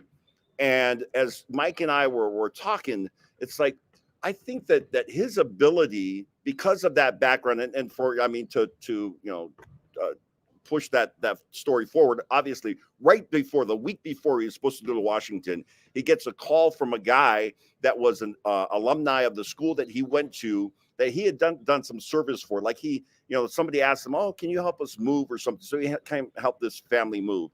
And so this guy gives him a call and he says, "What are you going to do?" And he says, "I'm going to go to Washington." And he says, "Well, I actually have a connection with the San Antonio Spurs and Coach Popovich.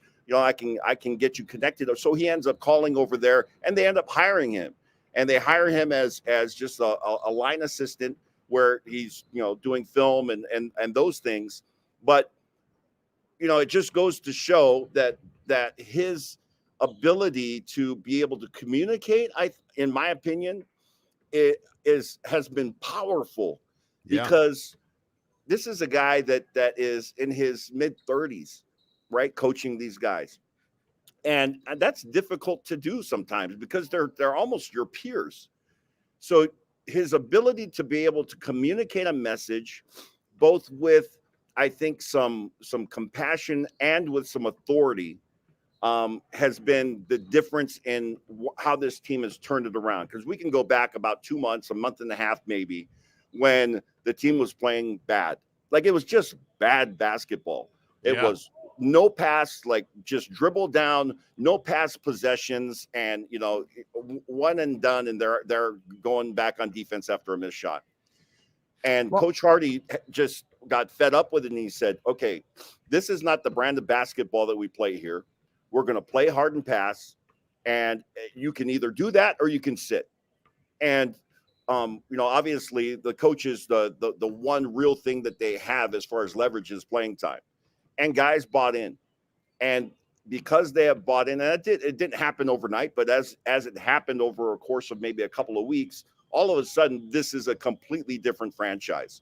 Now he made some significant adjustments to the starting lineup, and the new starting lineup that he has now is as effective as anything that they've seen.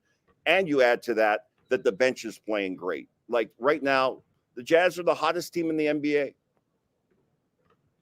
Yeah, no doubt about it. And, I think what's interesting about that is look how many guys had their role changed. Yeah. If you look at Walker, if you look at Jordan Clarkson, THT, like I think when you look at a guy like Walker Kessler, he should have expected to have been starting. But I don't know what your eyes tell you, and I'm sure you have a stat or 71 to back it up. But this team's better with offensively anyway with John Collins on the floor. Yeah. Or at least it feels that way to me watching them night in and night out. Like there's a lot of guys. You talk about buying in, Alema. I think it speaks volumes about Will Hardy and the professionalism of this team that a lot of guys change their roles, and really winning kind of quiets things, but a lot of guys change their role and they haven't really complained about it. Yeah. And it really, to me, the foundation of it is the culture. Like you have to establish a culture where guys are willing to buy in for the greater good. and adjust their roles, right? And Coach Quinn Snyder used to say, and I think he stole this from Coach Brown back in the day, you accept your role, then you embrace your role. I can't remember what it is, but it ends up you star in your role, right? But it starts with being able to accept that this is what you're being asked to do. And that's hard for professional athletes because everybody wants to be a starter. I think most of us remember when Carlos Boozer was coming back from that hamstring injury that he had forever and was not playing. And somebody asked him when he came back, well, are you going to come off the bench? And he looked at them with an incredulous look. He said, I'm a starter. It's kind of that mindset. And this is not just about Carlos. This is, most players in the NBA, they see themselves as a starter. For Jordan Clarkson, who had his best year in his career last year as a starter, to be asked to go back to the bench, where now he's having the same numbers that he had when he got, sixth man of the year. To ask a guy to do that and for him to just accept that and embrace it and come out and go ahead and perform in that role, it's remarkable to me that's happening. But it's happening because they've created an environment and a culture where that's when you walk in here, when you walk into their locker room, there's that big poster and kind of mural that says all love, right? And that's what Jazz basketball is about. And now I'll just say this. It's easy to do this when you're winning. Yes. Right? Because winning makes everything great. The challenge will be, and they've had this challenge already, and I think part of their success is because they went through those hard times, but they're going to have hard times again. So it's going to be being able to coach through that, which I think Will Hardy is very capable of. But right now we are riding just a wave of success that it's fun. I mean, obviously it's always, more fun to do a post-game show after a win than, after the fifth loss in a row. So, and it's not going to be so fun. It's not going to be so fun to go on a long trip because this next trip coming up is cold weather, long travel, like tough games, tough venues. And then you come home and it's not like it gets easier before you really end up that stretch in Phoenix. Like we're going to find out, I think, really who this new club is through that trip. But Alema Harrington is only here because of our friends at TryDayTrading.com.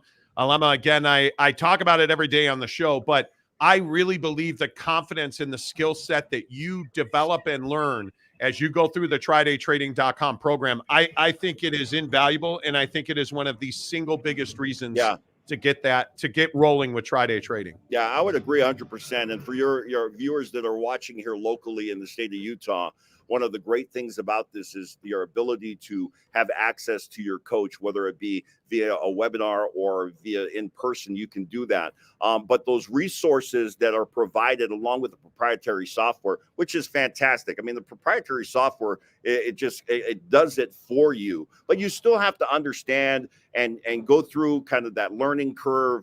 And you need support in the process because we all come into this, most of us, at least I did, as a novice, and there's language that I didn't understand. And my coach, Jared, was so good with me saying, hey, I'm going to teach you this lingo so that you understand what we're talking about with the wicks and all the different things that are part of, the display so that you can understand. And then as I was working with him, he could see, because he's been coaching for a long time, the things that I needed to know so that I could be successful. And that's the beauty of this program is that Tri-Day Trading is invested with you in your success, because in the program, they're going to fund an account for you to trade, and they're going to, put you in a position to win, because in the end, depending on the program that you're in, you're either taking home up to 80% of the profits. So they still get 20% of that. So they want you to be successful.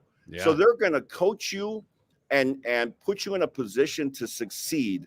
And those resources, outside of, if you look at any of the other programs, those resources are really what sets Tri-Day Trading apart. It's the people at Tri-Day Trading, because they're so attuned to what needs to be done for you to be successful. And that coaching part is huge, because I always talk about, just like any other event, and comparing it to athletics, you know, you have some practice, then you have a scrimmage before you get to the game. Well, you get all of that with tri-day trading. You got the practice, and then you're going to scrimmage, which is you're gonna pretend like you're live and treat it like it's live. So this scrimmage is preparing you for that moment when you get into the game and you can handle the pressure. Yep, absolutely. I liken it to golf, man. You got to go to the range before you can get out on the course. And I think the support that you get from tri-day trading, Alema, exactly right. Decades-long business, local entrepreneurs, like everything you want in a business partner, tridaytrading.com is there for you. Alema, have a great call tonight. Have a good show, rather, I should say. Enjoy the game. We'll talk to you next week. Thanks, guys. Always a pleasure. You bet, my guy. That's Alema Harrington. Always good to see him. And I'm telling you, the insight and the knowledge that Alema Harrington has about things like transfer portals and the history of college football. And I just think you can't get it anywhere else. I love guys who played the game in a different era, who have the empathy and understanding of what it was and what it is. And I think Alema is fantastic at that. Can't replace first-hand experience. No, you can't. TridayTrading.com. Make sure you tell them you heard about it on the Monty Show. Get to TridayTrading.com/Monty. $10, 30-day trial membership. You get the entire program for 30 days. You make a $10 charitable donation, and they're going to hook you up. TridayTrading.com. All right, let's get your comments in here. Appreciate everybody who's here today. Let's see. Edward Wayner says, I'm like number 71. We like it. We like it. Like number 74 now. Appreciate that. Come on, get us to 100 before Let's 5 go. o'clock. Let's go, dude. We got 23 minutes to get to 100. Hook it up. Let's see. Did we shout out Sean Rollins? I don't know, but we'll shout him out again. Yeah. Let's go, Sean Rollins. Appreciate you. Thanks so much for that. Shooter, Texas. I've been fighting hiccups for like 20 minutes. It's terrible, isn't it? It is absolutely brutal. The 6-man idea should be renamed the Manu Ginobili job. No one did it better. Okay. That's so dangerous. So dangerous. You missed everything, Gary Wolf. What's up, Gary Wolf? Where the heck have you been? Good to see you, my friend. Like number 75. Katie Rader says, boo. Welcome to the show, Katie Rader. Real quick, I think one of the bigger stories today, if you're just tuning in, is that David Shaw interviewed with the LA Chargers today. Oh, but Monty, it's David Shaw. They'd want to hire him, right? David Shaw has been very hesitant to interview with NFL teams. I think, and we can debate the merits of the Rooney Rule some other time, I guess. I think that David Shaw doesn't want to be that guy. And so, look at this text message I just got. Hey, I will be going to California soon during my vacation. Can we meet there and have time? Sure. Go ahead and delete that and report, John. Wow, bro. You're a global icon. Bro, I have been getting so much text messages, like just junk text messages. Macaque.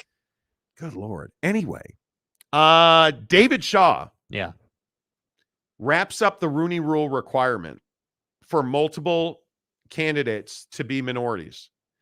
And this frees the LA Chargers now to hire their candidate. And I think it's going to I've got to believe it happens before the weekend, because once Saturday gets here, you go into a moratorium where you cannot make major announcements. I think we won't get Bill Belichick until Monday. Officially, we may get Schefter bombs. Sources. Because I think Belichick is the next head coach of the Atlanta Falcons. He meets with their executive committee.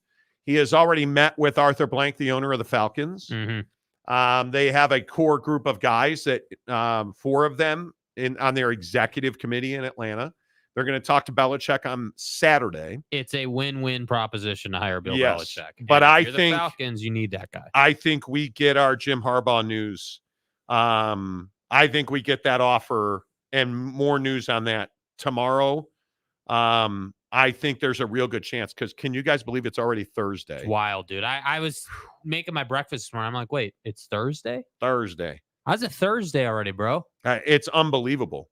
It is unbelievable that we are already at Thursday. And yeah. Anyway, so my point is, I'm like a squirrel today, dude. I am not focused. I think we get our Harbaugh announcement tomorrow. Yeah. I do. Yeah. Because I think that's the one thing that our NFL friends have been telling us is that we're waiting. Because there right now, no NFL team can interview an employee of another NFL team until Monday. Because, again, they want to limit the news cycle when NFL playoff games are happening. Mm-hmm. So you cannot interview anybody until Monday. Well, now we know that's done for the Chargers. They can make their offer.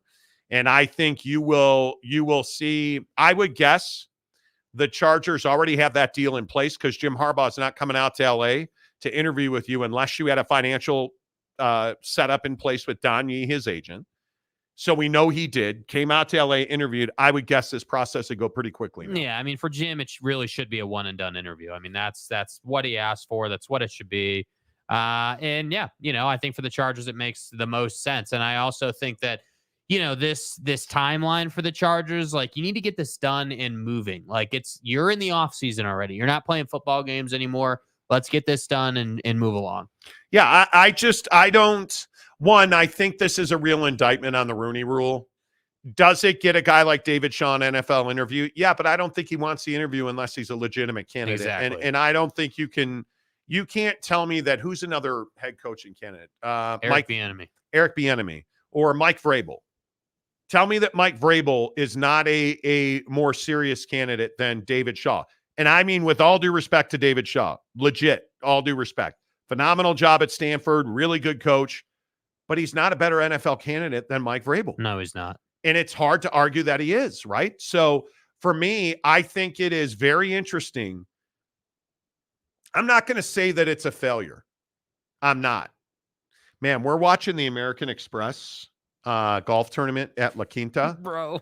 There's a bunker on 16 that is 20 feet deep, and guys are having trouble getting out of it again this year. And it's been a years-long battle. It's an iconic bunker. It is. Guys have struggled to get out of this bunker for years. Michael Block, one of the best stories in golf last year, is in this bunker right now. He just hit one shot and couldn't get out of it. And it is almost an impossible shot to get out of it. It is a cardinal sin to hit a ball into that bunker. It is. And it will take probably... It's like 5-6 strokes at least. I think he will get out on the second one. But there's a lot of last year there was a guy that took a 9 on the 16th because it's that difficult to get out of that bunker. It is that difficult to get out of it. And I think it is very difficult. Ooh, golf is a hard sport, man. Anyway, my point is I think the Rooney Rule is a complete failure. It is. Having said that now, I think that the way has been paved for Jim Harbaugh. OG Gary, the Wayne Rooney Rule. Okay. Tell Mrs. Monty to save that stuff for when you get home. I'll do that. No doubt. Shooter, Texas. Can we finally admit the Rooney Rule is a sad joke? It's time to get rid of it. Well, I don't think you can get rid of it. Yeah, I mean, I don't know. You're not going to incentivize somebody and say, well, hey, we'll give you an extra draft pick if you hire a minority candidate. It's ridiculous. The insult is doubled. I think that sadly the win is putting, people of color in front of NFL general managers and owners, and maybe they trip and fall in love with you. Unfortunately, it's guys like Eric Bieniemy, it's guys like Les Frazier, it's qualified professional men like David Shaw who wind up being token interviews. Brian Flores is another guy that should be an NFL head coach again, but he's not. And why is he not? Because he's suing the NFL. I mean, it is just one of those things where there's no win here. Yeah. That's what I say. Eric Wasikowski, the Rooney tool is just another version of DEI. It always fails. It always fails. I don't wholly agree with that, but I think there's a lot of it that is a failure. Robert Fowler, Vrabel is interviewing for the Chargers tomorrow. He is. Great. Excellent. I think they're going to hire Jim Harbaugh. Mm-hmm. And I think my question is, who do the Seattle Seahawks hire? because everybody auto assumed that Dan Quinn was going to get that job. And I think Dan Quinn gets a job. I think the more likely destination for Mike Vrabel is Carolina. And Carolina is a lesser job, in my opinion. David Tepper's a disaster. There's not a better guy for that job than Mike Vrabel. He is the perfect temperament to have that job. Understands difficult ownership coming out of Tennessee. Like, I think he's a really good fit there. But if you're Mike Vrabel and you interview for San Diego, we play in LA, are you really going to tell me that you're going to turn that job down if they offer it to you? No. Hell no. They're not. It is really. How long are you going to head coach a team that doesn't have a quarterback, bro? Well, I mean, that's a big question. And if you go into Carolina, how married are you? How married are you to the quarterback they have in Carolina? Like Bryce Young he struggled mightily, and a lot of it was there's no system there. There was no discipline there. Mm-hmm. But I'll be very interested to see how that all works out. Yeah. And Mike Vrabel interviewed with the Chargers to correct this. Today he interviewed with the Chargers. It is his first interview for a head coach Which is vacancy. Really surprising. I am a little surprised. I did not realize that. I am a little surprised by that. Yeah.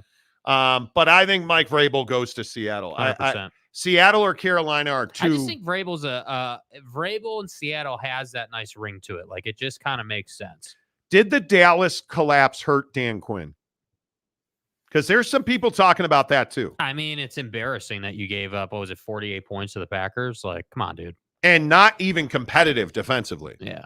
That's one that there's no getting away from that. That's tough, dude. Shooter Texas. Shaw's a good man. He deserves to be more than just a quota filler. The Rooney Rule is a major failure. I agree. Yeah, I agree. Carruthers, Mike Vrabel is not a better candidate than David Shaw. Oh, I completely disagree. I think what it is tough to be a proven NFL coach. Mike Vrabel is a proven NFL coach. He is a proven player. He is a winner. He is a leader. And what he did in Tennessee, I think he did a phenomenal job. Phenomenal job. And they rightfully so, when you're a billionaire and you own a team, hey man, you want to pick the GM over the head coach? Knock yourself out. That's your job. Go do it. Mike Vrabel's going to kick ass wherever he goes. Yes. And I think Carolina's. Do you want that job? No, I don't want the Carolina job. I think whether it's David Tepper, Bryce Young, the whole thing is just jacked, dude. I mean, I just don't. I don't like that more than the Seahawks job. I think at least with the Seahawks job, you're like, yeah, hey, ownership's passionate about winning, right? Ownership understands how to draft guys. Ownership is willing to put money into the team. It wasn't cheap to pay the Legion of Boom, dude, but they did.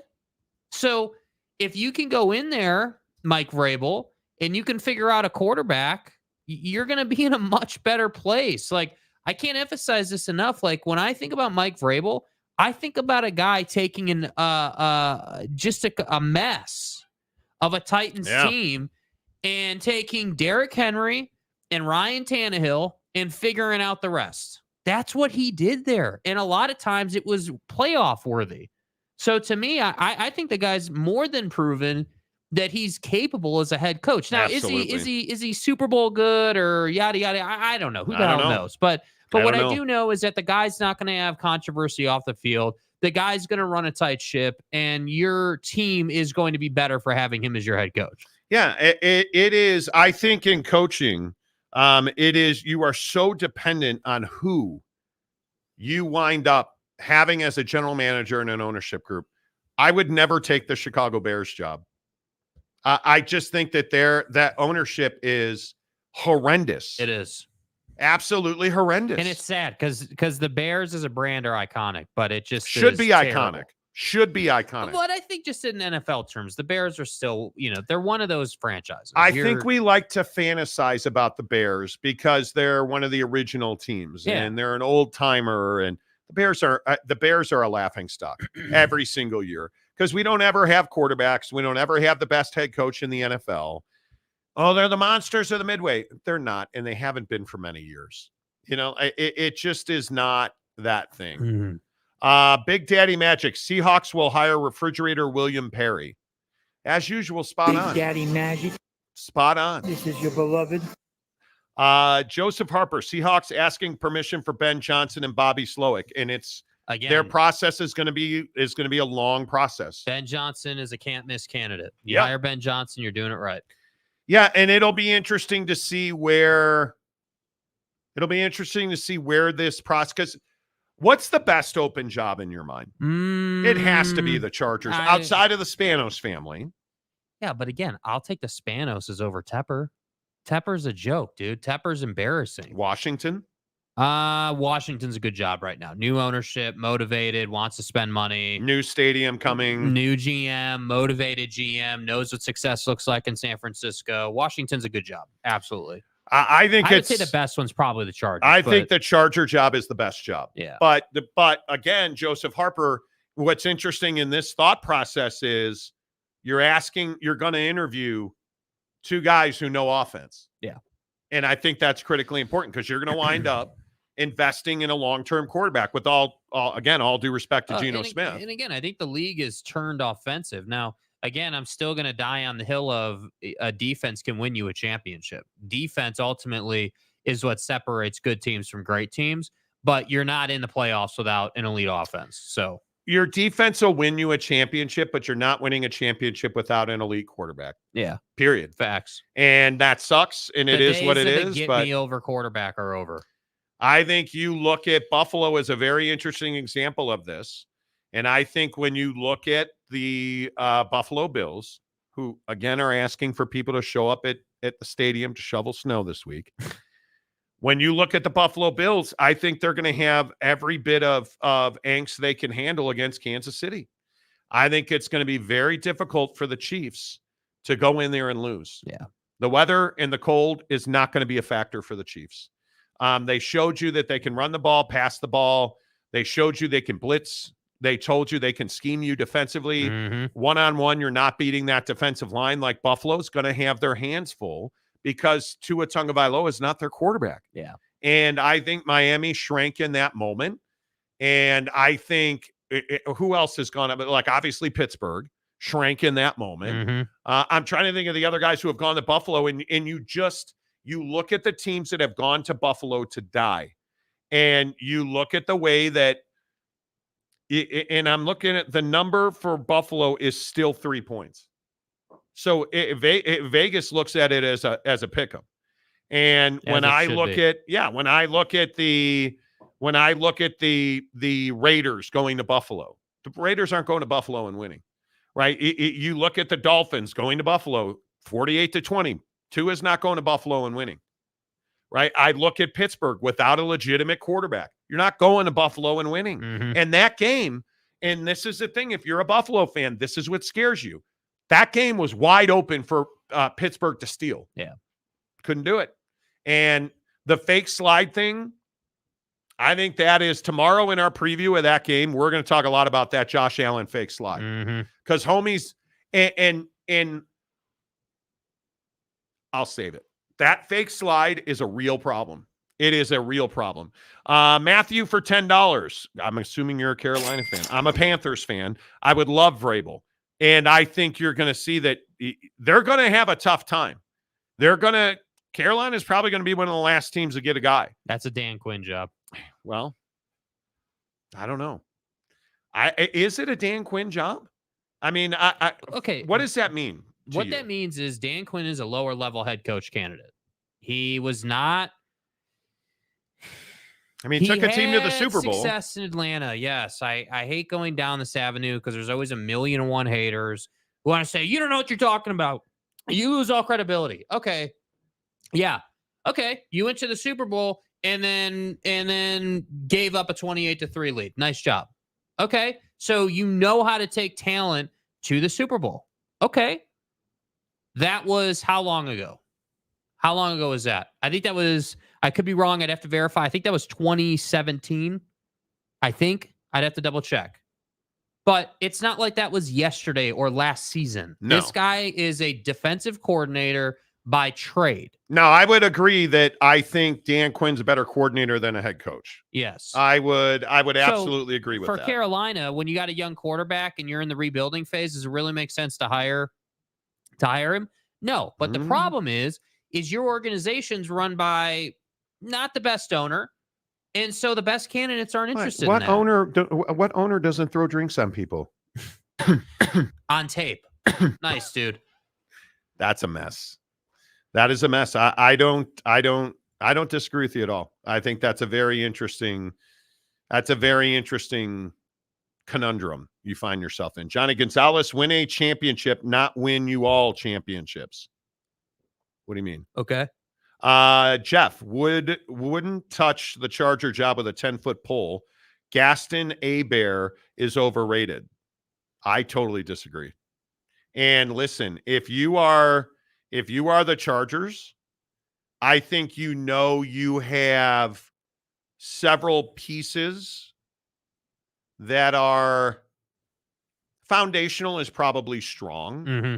But if I look at their depth chart, if Justin Herbert is overrated, I want to be overrated. Because this cat in 4 years has thrown for 17,000 yards, 114 touchdowns, 42 interceptions. He's been sacked 130 fucking times. 100. Do you guys understand he's getting sacked on average 31.7 times a season? That's twice a game on average. I said he's been sacked 130 times in 4 years. That's wild. He's played 62 games. This is the first year he's missed significant reps due to injury. If that's overrated, I'll take it all day. My God. Literally, if that's overrated, I'll take it all day, bro. 130 times he has been sacked. 32.7 times per season. That's wild. Yeah. If that's overrated, now you want to talk about their roster, they got to keep a bro healthy because they cannot keep guys healthy. And that offensive line with Slater and like Cameron Tom at center. And this is what I mean, dude. Come on. That's why Jim is such a good fit. Your offensive line needs work. Your skill positions need work. And you've got a Lamborghini at quarterback. Don't tell me the guy's overrated. The guy hasn't had anyone to throw to, bro. And now Corey Linsley's retiring. Like, you have to rework that. But again, I would point out that you have quality. Josh Palmer's a great wide receiver that Jake tried to torch on this show, who turned around and torched him. Keenan Allen's an all-pro. And you need more depth at wide receiver. Yes. There's no doubt about that. But Keenan Allen's hurt, man, regularly. Was Quentin Johnson worth the draft pick? If you have to ask, the answer is no. 21st pick of the first round. And I would tell you, I don't believe that he is. With 38 catches, 431 yards, and 2 touchdowns, that's not a first-round pick. Again, when are NFL teams going to learn, bro? You can't just have one wide receiver. You can't just have Keenan Allen and nobody else. But this defense, whether it's Tui Pelotu, whether it is, I mean, you pick the guy, Khalil Mack, Eric Kendricks, Austin Johnson, Asante Samuel, Derwin James, they're loaded defensively. Mm-hmm. They need a scheme. They need a scheme, period. And to me, it's one of those things where we don't take into consideration the quality. We only take into consideration the result. Absolutely. A better coach puts them in the playoffs. Absolutely. I have no doubt about that. Better coach wins that Baltimore game that they lost. And you bet a better general manager. And why did Tom Telesco get fired in Los Angeles? Because Justin Herbert's getting sacked 32.7 times this season. It's embarrassing. It's wild. It's embarrassing. It is wild to me. Mountain Mama says, do not like the Commanders, but that might be the best open job. See? Exactly right. It's a New fresh ownership, owner, motivated, decent draft picks, good salary cap. Yes, I agree. Yes. Maury Alvarez, our favorite Floridian. With all the old timers showing up in the chat, it makes me stay hard. Makes me okay. Big Daddy Magic says, I am guaranteed a Buffalo win. Who guaranteed it for you? Jeff Woodworth, unfortunately, Carolina is a Bieniemy job. He will do fine there, but will be fired in 2 years. I think that's a great point. Yeah. I think that's a great point. And I am curious, are you on the surface, Eric Bieniemy's a pretty good hire because of your situation roster-wise. Mm-hmm. You have a massive investment at quarterback now. You have got to get the most you can get out of Bryce. But it is not ideal that he's not a play caller. It's not ideal that the Commanders' offense did not exactly thrive and that his future was listed as uncertain in that organization. We'll see about that. I think he's a strong candidate, but how do you overlook the fact he didn't call plays or design offense in Kansas City, and when he did in Washington, it didn't exactly end well? Yeah, it's tough to overlook that. That's tough. I think they miss him in Kansas City, though. Well, him and Gerard Mayo have a relationship. That's gonna keep an eye on that hire. Keep an eye on that hire. Who's the offensive coordinator in New England? Yeah. That is a very interesting hire. So, Mike Smith, don't forget the meatballs, the Bulls. Jeff Woodworth, I'm making a calzone. Aaron Wilson, Papa Murphy's Pizza. Oh. Harry Austin, but Jake said they have no weapons when they have defense. All excuses. Herbert has never won, but he has. Okay. I mean, I will. Dude, I'll rip my shirt off and punch you in the face, dude. Why are you always this guy, bro? Do you guys really think that Justin Herbert's not a good quarterback? My God, dude. Are we really doing this? That's ridiculous to me. I'm not doing it. Next comment. But I'm serious. It's ridiculous. Do we really believe that Sex Machine is not a good quarterback? That Justin Herbert, my guy, and I'll fight to the death for this MFer. You really think he's not a good quarterback? I think he's an all-pro sitting there waiting for an offensive line. I don't even know how are we really having this discussion. It's incredible. It's wild to me. Katie Rader, the Bears not being good hurts the NFL. Same as the Giants. Been way too long. I don't disagree with that at all. If Eric Bieniemy can help Bryce Young like he did Mahomes in Kansas City, that would be good. But we don't know if he helped Mahomes in Kansas City. Alex Smith helped Mahomes. We were supposed to have a litmus test with Bieniemy in Washington, and that didn't pan out. So, I don't know. He is Dak, good QB. No, Dak Prescott at this point is more proven. But Dak also has an elite developer at quarterback in Mike McCarthy. Probably right now, arguably, the best quarterback coach in the NFL is Mike McCarthy. Facts. And we've seen Dak take this massive step up because we can rip the Cowboys for a lot of things. Their offense was one of the best offenses in the NFL this year. Yeah. Because Mike McCarthy was designing it, calling plays, and working with the quarterback. Yep. Kellen Moore's out.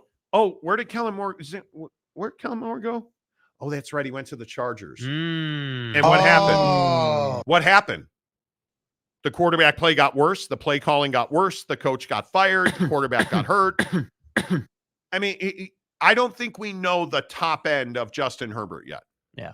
Hire the right coach, an offensive guy. Hire the right coach, Jim Harbaugh. If you hire Jim Harbaugh and Sex Machine doesn't immediately take a jump forward, yeah, you're right. He's probably mid. That's all I can say. But we'll see. Herbert is no Phil Rivers or Drew Brees, but at the same time, he's no Ryan Leaf. Well, I mean, God damn. Man, that's awesome. Carruthers, the Berenstain Bears of Chicago. Right. Who would lose to the Berenstain Bears in front lawn football? You know. Brandon Ortega. What's up, Brandon? Bieniemy also called plays for Colorado for 2 years, and that did not go well either. I'm telling you, he's going to get one shot. Eric Bieniemy is going to get one shot to be a head coach. If he fails, he'll never get another job. He'll because he's been that sexy candidate for 3 years. Years. Dude. Oh, look at that. Boss Frog. Hi, J2H. What's happening? Hello, boss. Hello. Jabba no bargain. Justin Herbert had the most passing yards by a quarterback in his first 3 seasons with 14,089. Yeah, the guy's not average, dude. He is above average. 32.7 sacks per season. I said that. And by the way, he plays hurt all the time. 30. Can you imagine getting run over by a car 32.7 times every single year? How do you what? How do you even survive that? I'm good. How do you even survive that? I have no idea. Hour number 3 of the Monty Show, presented by Bucked Up Energy, the official energy drink of the Monty program. Hey, Monty. How's that Miami treating you? Excellent. I would point out my headache's gone. And I've been making twerking noises all day long since I took my buckshot. Daddy. Buckshot just works. Yeah. And I had my Bucked Up Miami with lunch, dude. I crushed lunch today. Oh my God. I had. Stay hard. You want to know what kind of life I have? I get up this morning, do my thing, get down to the kitchen, make my oats while I'm making 2 pounds of ground turkey so that I can have ground turkey, black beans, and sweet potato for lunch today. Jake bought a barbecue sauce. Is that the same brand that Plies was talking about? Or yes. Somebody figured out that a barbecue sauce was not owned by an African-American based company and lost their mind. Nobody knows who Plies is, but what brand is it? Sweet Baby Ray's. It is Sweet Baby Ray's, which is amazing. So good. And the best part is I love my guys at Bucked Up because today Bucked Up introduced a brand new product where Bucked Up is helping you lose weight. If you go to their Instagram profile, it's called Buck Naked, Look Better Naked. And it is a really good product. It's designed to help you battle against unwanted fat. And it's got every ingredient you need to be an efficient fat burner. Check it out, buckedup.com. Use a promo code think I Monty. might need some of that. You're a fat ass. Says me. But I'm telling you, Buckshot's the best product they make. Yeah. And this morning, what did I do with my creatine? Poured it into my oats, had it with my oats because it's tasteless and odorless. You got to get your creatine every single day. Buckedup.com. Use the promo code Monty. In the description below, make sure you guys get your 6 free Buckshots right now. Order them online at buckedup.com. Let's do some shout-outs before we get into the NBA. Mo says, well, hello, Aaron Wilson. Congratulations, Mo. What are we congratulating Mo for? What are we congratulating Mo for? Did Mo lose his virginity? What happened here? Oh, are we congratulating Mo on the Houston Rockets? Yes. Am I the only one that noticed the Rockets are just a game behind the Lakers for the last playoff spot in the West? No. 19-21. Now they've lost 3 in a row, which does not help. Lakers might want to figure it out. I think the Lakers are playing better basketball. Austin Reaves looks better. He does. LOL, not sexy. We had our compensation discussion today. I got a raise. Oh, congratulations. It's always good to get a raise. Now you can actually go the GT3 RS instead of that plug-in car. That plug-in car. Also, while we're talking about that plug-in car, did you guys see what Hertz is doing with Tesla? You can go to Hertz right now and you can buy a Tesla for $26,000. They're giving model, right? They're giving them away. Just giving them away because it's so expensive to repair a Tesla right now, to own a Tesla right now, that Hertz wants nothing to do with them. Well, the demand isn't there. That's their other problem, that people do not want to deal with chargers, and they just want to pull up to the gas station, fill it up, and let's get on our way. They don't want to. And by the way, while we're on Tesla, did anyone see think it was in Chicago, superchargers, Tesla superchargers, are now taking 90 minutes to charge cars because the batteries are so cold from winter. Oh my God, I was wrong. It is not a Model 3. It is not a base model. It's a Model 3 for $21,000, half the price of the new model, $10,000 lower than cars with similar mileage offered by other retailers. And all this is going to do is cut the flipping legs off of the EV market. Yeah. It is unbelievable. Tell me, dude, EVs are a dangerous game. It is. And we'll see. Tesla's in trouble. I'm telling you. Kim Coulter. What about Stubbs barbecue sauce, originally developed and established in Lubbock? It was founded by Moses Stubblefield and his brother. I grew up playing golf with Moses as a kid. Yeah, Stubbs barbecue sauce is gas, dude. It is gas. Big fan. We actually use it quite a bit. All the time. Maury Alvarez. So Monty pounded his lunch. What are you saying is that you slammed that ground turkey down his throat and took it hard?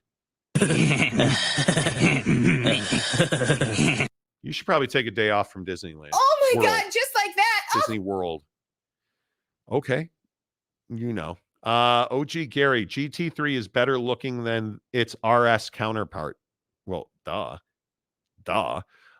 James says, hit the like button. Yes, please. Give us a thumbs up, and let's talk a little hoop here on the Monty Show. Are the Lakers a legitimate Western Conference championship contender, Jake? I'm not ready to say that. I think that we need to see, what happens at the deadline, where this team goes. I think it's too much to be expecting LeBron to bring the ball up constantly. It's too much to be, allowing him to be playing 40 minutes. Like, that's not going to work. And I think, Anthony Davis, while he is playing well and he played his ass off last night, I still think there's a lot of questions just about consistency, one, but availability too. He stayed healthy for the most part this year. Yeah, if he can continue to do that, then yeah, they're going to be in a much better position. But again, teams like OKC want to go up and down the floor. Teams like Minnesota want to go up and down the floor. Minnesota. And I don't know that the Lakers can run with these guys the entire season. Did they do it last night? Yes. Can they do it all year? I'm not sure. And that's where I think about, okay, roster really has to, I don't even know that it's improved, but like they need one more dynamic piece that can reliably get their own, because D'Lo's nice, but I'm not necessarily a buyer on him. I think I would probably try and trade D'Lo, and whether it's DeJounte Murray or, Collin Sexton. I don't think you can do DeJounte. That shit last night in Atlanta, excuse my French, with DeJounte Murray. Last night, I think it was last night. Or hey, was made it Monday? The shot, bro. But DeJounte Murray hits a game-winning shot. And he essentially flipped the bird to everybody. You can't trade for him and expect him to contribute. And as you see on the screen, the Lakers have shown significant interest in Collin Sexton, because I agree they need a traditional point guard. Yeah. And they need a guy who can get up and down the floor. But D'Angelo is so inconsistent. And Collin Sexton, I think, has played so well and raised the Jazz. And I know the Jazz fans get upset when I say this, but he has been your best player through this rejuvenated stretch. I think you are going to get a first-round pick for him. I think he's a perfect player for a 3-team trade where he ends up in LA. And I think you go on about your business, because I was also told today that the Jazz essentially have said to every team, hey, yeah, give us every good player in all of your draft picks. We'll give you Lauri Markkanen. And they've made it so impossible to trade for Lauri Markkanen. And I think one of the best points that was made to me today, Lauri Markkanen's a $17 million player. Why would you trade him? Because you are winning now. And I think their philosophy has changed. And I think his $17 million number is very valuable to the Jazz. And I think he goes up $1 million next year to 18. But I think it makes a lot more sense. I am not going to be the guy who says, I think Woj reported today that they're going to build around Lauri Markkanen. They're not going to build around Lauri Markkanen. What I think they are going to do is they are not going to trade him at the deadline. And I think all bets are off over the summer, depending on how the season finishes out, where they end up with draft picks and what their draft looks like. But I think you are going to see Clarkson, THT, and Collin Sexton get moved. I think Kelly Olynyk, I think there's a chance that he will bring you a protected first-round pick, which is wild to me. Because who's giving a first-round pick for Kelly Olynyk? I have no idea what your level of desperation has to be to give up a first-round pick for Kelly Olynyk. Yeah, that's wild, dude. And I don't see that happening. I really don't. Yeah. But it's going to be interested to see I how think that all goes. Look, I think Collin Sexton would be interesting for the Lakers. You know, I'd be curious what the Jazz had asked for in return. You know, I'm not trading Reaves to get Collin Sexton. You know, I'm not doing that. But I think in a perfect world, again, you have another contract that's very pliable in Collin Sexton. Mm-hmm. I think in a perfect world, if you wound up with a first-round pick and Austin Reaves, and that's what you get in a 3-team or multi-team deal, why are you not going to let go of Collin Sexton for that? Yeah, I mean, if you're the Jazz, yeah, of course, you want to let Collin Sexton go for that. But if you're the Lakers, I don't know. I think the moment you let Austin Reaves go, you automatically go into, was it worth it? Because whoever replaces Austin Reaves damn well better put up, 15 to 20 a night and better be as reliable as he's been. I think you will have to get a prolific scorer to trade Austin Reaves. That's the bottom line. It's not going to be Zach LaVine because the guy just can't stay healthy. I think you're going to have to find a way. If you look around the NBA, does Kyle Kuzma get you Austin Reaves? I don't think so. No. I don't think so. And if you look at the names that have been linked back to the LA Lakers, it's a lot of guys like a Terry Rozier. I'm not trading Austin Reaves for Terry Rozier. That is, Austin Reaves is a frontline player. That is a guy that if you had him on the Jazz, it'd be Keontae George and Austin Reaves starting at guard every single night for probably the next 2 years, right? You would have Laurie at the 3, and then whatever winds up happening at the 4 and the 5, because I still don't understand the methodology of why John Collins and Walker can't play together. Right. But I also go back and I go back to the Houston Rockets, who I think now, if we look at the way that they are playing, they took the Knicks to the wire. They had a chance to win that game and couldn't do it. Mm-hmm. But look at the way that they competed against the Knicks, right? You have very balanced scoring up front. I still think Dylan Brooks is a complete dickhead. Like, I do not understand that at all. He lives up to his reputation. He's always someone who's trying to hurt somebody. That's who he is. But I love what Sengun gives you. I think Fred VanVleet, his leadership and he's a pretty consistent double-double guy. I don't know what you do. I don't know what you do with that bench because Cam Whitmore's got to play more than 9 minutes. Yeah. And he just has not earned that. But why is Jayshawn Tate only getting 12 minutes? Why are we only seeing, very little leverage off of their bench? That's another team that if you're gonna teeter, I think there's real value in trading Jabari Smith. I think there's real value in trading Dylan Brooks. I think there's no reason to hang on to guys who are of no value to you beyond this stretch. It's very difficult. Yeah. Very, very difficult. No question about it. So it's going to be interesting to see where all of that comes down. I just think the Lakers are always that team that are out hunting, and teams like the Rockets, the Jazz, teams that are not currently championship contenders that are on that path to try to be championship contenders, where they need to make changes to their roster, get better. Like, the Lakers are the team that hold the chips because you need them to move on something to get done what you want to get done if you're going to make a move in the West. And that's what I think is difficult. Because, again, the top teams aren't looking to make a ton of trades, right? Like, OKC's not looking to change too much. They're playing really good basketball. Their guys have rounded into form.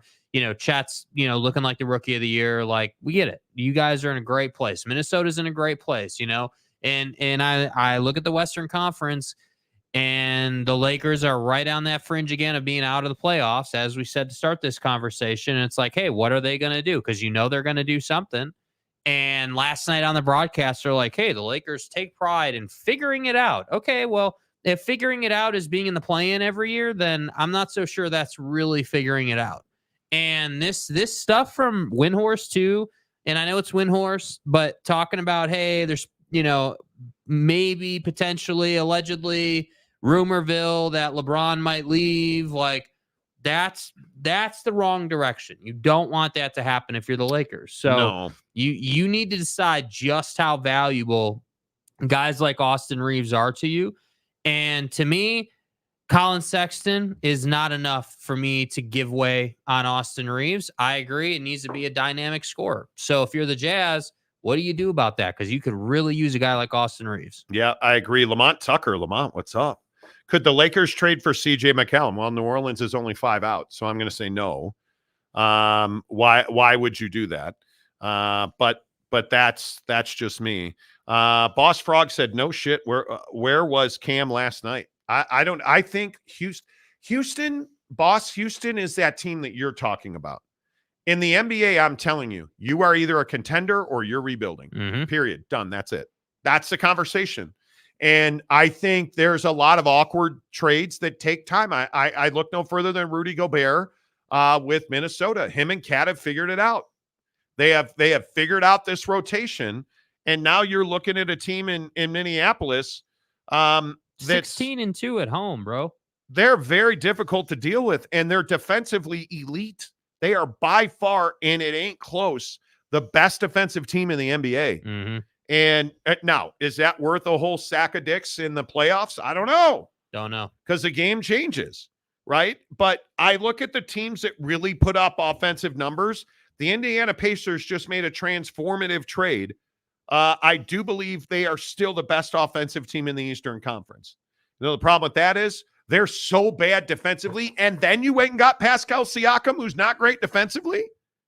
Like, that wasn't the trade that you needed or that you wanted. That's why I still hate the Siakam trade. You can't give up 124 points a game and win. Well, look, I think the only thing that could work out for the Pacers with Siakam is that now he's on a playoff team. Now he's on a team that legitimately is contending, that's right in the middle of things. Maybe you get him to work harder defensively. Now he's motivated, right? Maybe that's the play. I don't know, but you're not wrong. Siakam's not exactly been, first team all defense every year of his career. The thing that worries you about, like, if you look at the best teams in the Western Conference, Oklahoma City puts up 121 points a game. If they're going up against Indiana, let's say somehow, some way, the basketball gods hate every one of us, and it's OKC and Indiana in the NBA Finals. Yeah. They're going to score 140 points a game on that team. And I also wonder, is there an offensive juggernaut in the Western Conference? And I'm here to tell you, I don't think there is. And the thing that I look at out east is the defense is better, and the offense, there's a lot of 120-point offenses in the East. And I look no further than Boston and Milwaukee. And I think Boston's defense is what's keeping them in it. They're a +10 defensively. Now, to your point, there's something broken with the Boston Celtics. Yeah. I don't know what that is. Which is really saying something considering they're 32-9. Bro. And they're undefeated at home, which is a huge deal. I don't know how you explain the disparity in the Western Conference, because even Dallas was wildly unimpressive last night. Yeah, I just think Dallas isn't the construction of their team is a problem because it's Luka and Kyrie, and then you've got nothing really behind that. And look, I know you've got Hardaway and you've got some guys, but like there's nothing where it's like, man, this is a really complete team. Like, again, why is Minnesota having success? Well, you've got the emergence of Anthony Edwards, right? He's clearly stepped into his prime here. And you've got two huge guys who are rim protecting and scoring and rebounding and making the life difficult of everyone trying to clean up the glass. And so you've got a good combo there. The Mavericks don't have that kind of combination.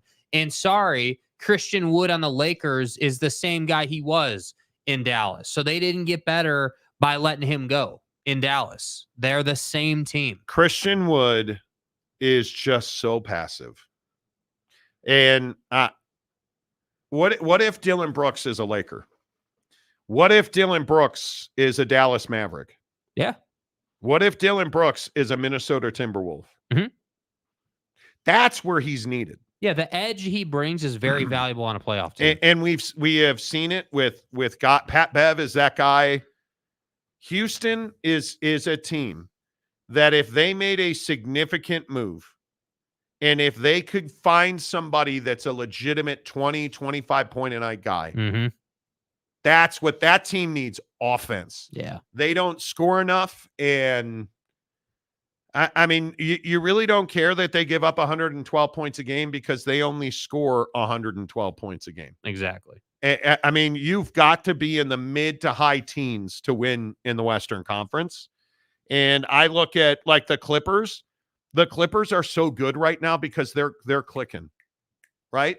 Dallas went through that stretch where Luka and America's favorite anti-Semite, Kyrie Irving, were dominating.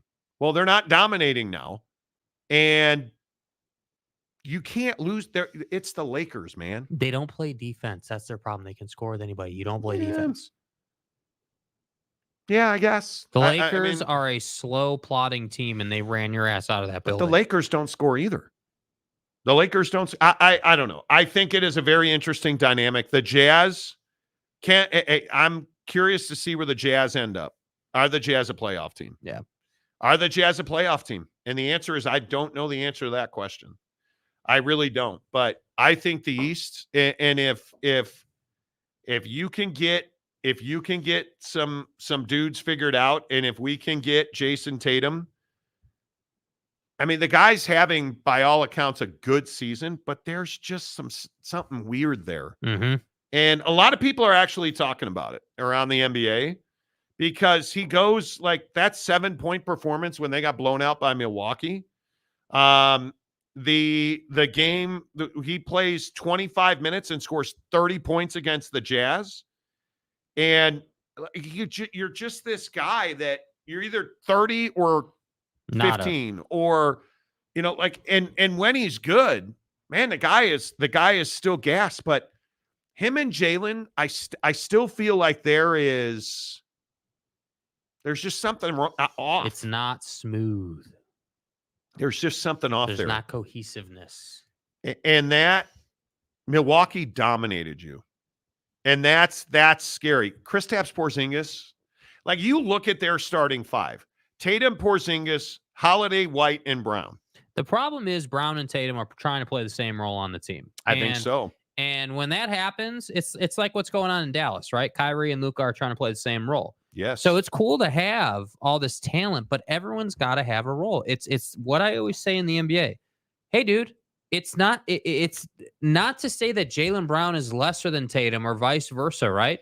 What it's to say is everyone's got to have a role that they do that allows your starting five and really the team to excel. So that's why I say, like, a lot of these teams are having issues. Like Joe Mazzulla's having issues. Hey, am I getting equal amount of sets for Tatum and Brown? I think some of this is that Drew Holiday's not the same guy he was in Milwaukee. Not yet, anyway. He is a great defender, but I think there's dysfunction on offense there, and they're still kicking people's ass. So I don't know. Do they ever figure it out? And do they ever meet? Because this is a year where they have to meet their expectation. Yeah. If the Celtics don't win an NBA championship or at least compete for one, and I think you've got to win one. You can't do what you did against the Warriors a couple of years ago. Can't do that. Like, I think you've got to win one. And if they don't win one this year, heavens to Betsy, if they go out in the Eastern semis or the Eastern finals, heads are going to roll, dude. Yep. Heads are going to roll, period. I think. But, hey, what do I know? I'm just the hack on Lil YouTube, Monty. Let's see. What do we Aaron says, I almost crashed my car. Why would you almost crash your car? Why almost? OG Gary, ain't no one trying to see OKC versus Indiana. No, they're not. James says, is it true that Kyrie Irving wants to play with LeBron? Well, Who doesn't? Him and Kyrie are very close friends. Yeah. Would LA have to trade AD to get the Mavericks are not going to trade. Their Mavericks are not. He loves being in Dallas right now. There's not a chance the Mavericks trade Kyrie. No. There's just no way. When mofos are scoring 140, no one is riding the D. Hey, man, I hope. Okay, Gary, you're trying too hard there, okay? Is it possible that they could ride the D? Trying too hard there, okay? Okay. Jeff Woodworth, Stanley Cup playoffs greater than NBA playoffs. Maybe. That's a preference thing, dude. I love the Stanley Cup playoffs, but it's a preference. Mike Smith, smooth operator, coast to coast, LA to Chicago. Sade, okay. Robert Fowler, Milwaukee dominated them because Boston was on a back-to-back, just played OT against Minnesota. Right, but you can't get dominated by Milwaukee. Everyone plays back-to-backs, bro. That was the last game of 5 games in 7. They were tired. It doesn't matter if they were tired. Everybody plays 5 and 7. Yeah. Everybody plays back-to-back. And I don't know if you're a Boston fan or not or what, but you're trying to get over on Milwaukee to the point where you went and got their point guard. Yeah. They can't boot stomp you. Like, can't have it. Can't have it. Boss Frog, inconsistent with scoring. They can hang 136 one night and 93 two nights later. Yep. Yeah, absolutely. Delaric, Kyrie like that, no state income tax. Is that true in Texas? I don't know, boss. Is it? That's awesome. OG Gary, yeah, I was reaching for that one. I agree. Yeah, you were. But it's okay, dude. I appreciate you, bro. Is it possible that they could ride the D? Why? Hey, real quick, did you guys see what ESPN said about Pat McAfee? ESPN put out a pretty big, and I don't know, is the word press release?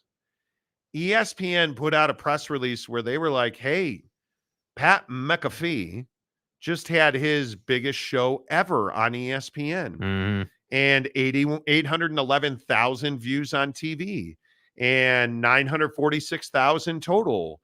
And like Pat's the greatest thing since sliced talk show hosts. Did this feel forced to you, Jake? Yeah, I mean, I think it's ESPN satiating. It is.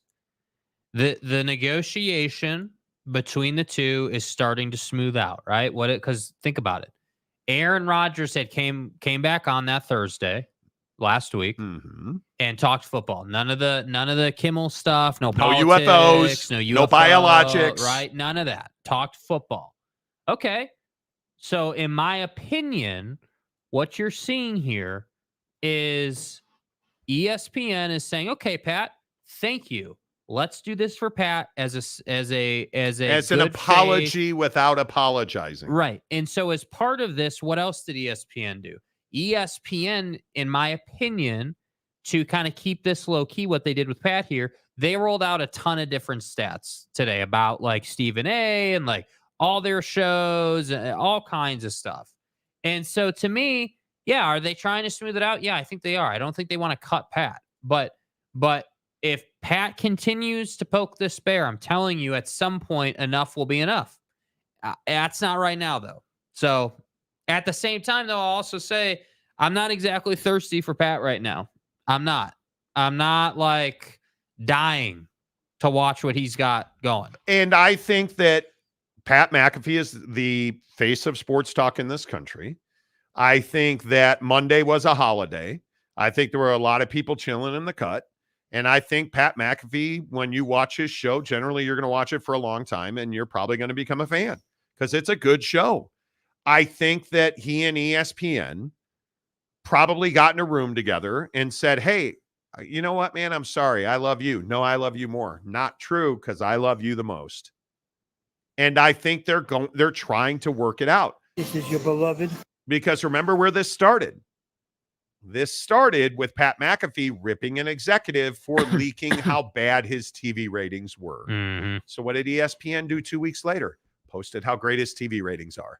And Pat said, well, you guys, you have to count all viewership. Guess what ESPN did today in this graphic? Yeah, they counted all of his viewership. Like, this is the right move by ESPN. This is the right move by Pat McAfee. Smoothing it out. And I think that, yes, Mike Smith, yes, return on investment matters. And this is that, hey, let's not blow this thing up. It's bad for everybody involved. Yeah. So let's figure it the fuck out. Yes. That's what this was. Correct. Boss Frog, yes, no income tax, but that's not necessarily how it works. It's where the player worked to earn their pay. So if they had a game in New York, oh, yeah, for sure. Yeah. Yeah. I mean, baseball players are probably the best example of this because they barnstorm all over the country. You pay tax in every state you play in. That's it. That's how it works.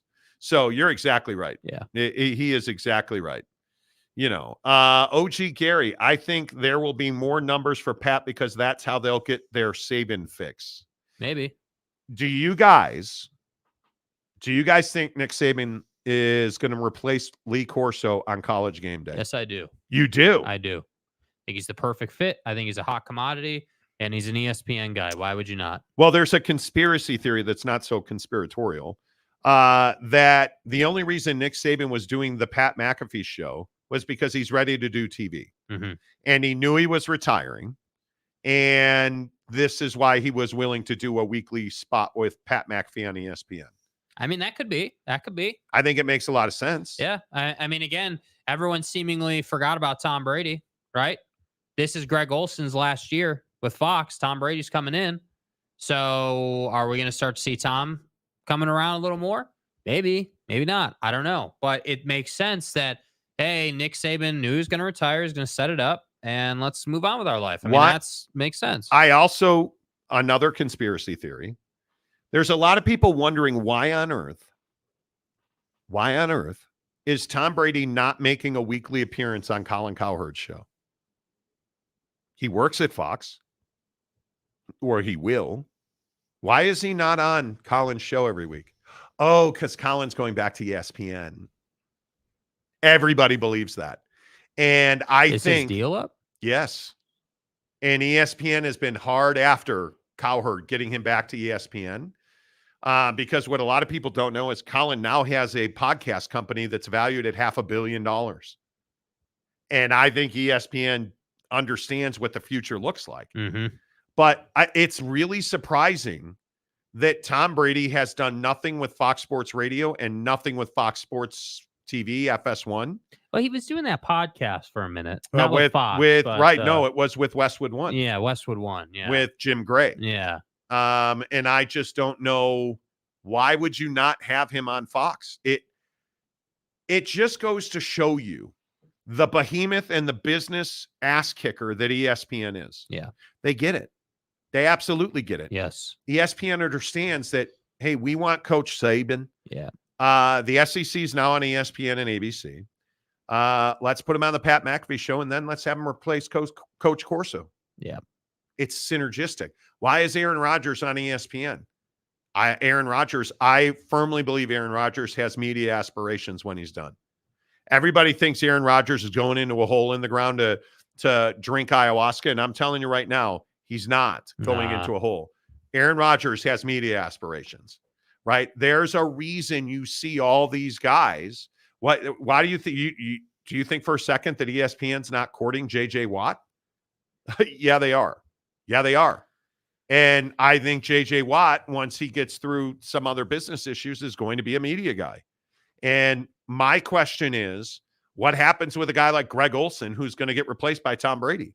Yeah, I think that there's some, like for Fox as an example, like the Fox crew, the studio crew, at some point those guys are going to turn over, right? At some point it's time to move on from those guys. And that I think will be, guys like JJ Watt. Okay. Maybe that's what he looks at. Maybe he's an ESPN guy. I don't know. But I'm telling you, the old guard is moving on out and the younger generation's about to come in. I agree 100%. Yeah. I have no doubt about it. Yeah. Joseph Carruthers, 2 hours and 36 minutes without cussing, then Monty drops an F-bomb. Okay, what are you, our coach? Yeah, well, I see, not to keep going on the Pat McAfee show, I agree with Pat. It's how people talk. It's how I talk. Yeah. I don't curse generally a lot on this show. I try not to. I almost never curse in the first 2 hours. I try not to. Yes, please. I want to see Nick Saban on ESPN. The Sabanator knows a lot about football. Yes, he does. The storytelling. bad. Mike Smith says if that was why he was doing Pat's show, it's just another thing that shows what a smart man Saban is. Absolutely right, Mike. OG Gary, yes, Nick replacing Lee. I think Corso has some health and father time coming around the corner. Ooh, god damn, Gary. I will miss Lee a lot. Yeah, he's, historic, right? No, Nick Saban will be the next SEC commissioner. Nah. Lamont Tucker says, I don't think he wants Too much work, dude. Yeah. Too much work. Delaric, Florida, Nevada, Texas, Washington, Tennessee are the only states pros don't pay income tax in. Okay. Cool. Yes, and Pat is replacing him. Replacing who? And why is Tom not on Undisputed more? Because Undisputed sucks out loud. I still have never watched it. Why is Skip Bayless a thing? He's not a thing. That's the point. He's not a thing. That's the problem for Fox. They're getting their ass handed to him by Stephen A. Smith every single week. Because Stephen A. is a thing. Absolutely. Absolutely. I think he put out a graphic like 1.3 million for views or something on that same day. Like, dude, it's wild, bro. Like, yeah, Fox is getting dominated. Yeah. Mike Smith, Mama, I have not watched a game day for a few years. Caught a bit of one this year and was shocked at how bad Corso looked and sounded. Dude. Yeah. Dude. Yeah. You ain't wrong about that. You know, it is what it is. Aaron Wilson, cursing gives this show color. Okay.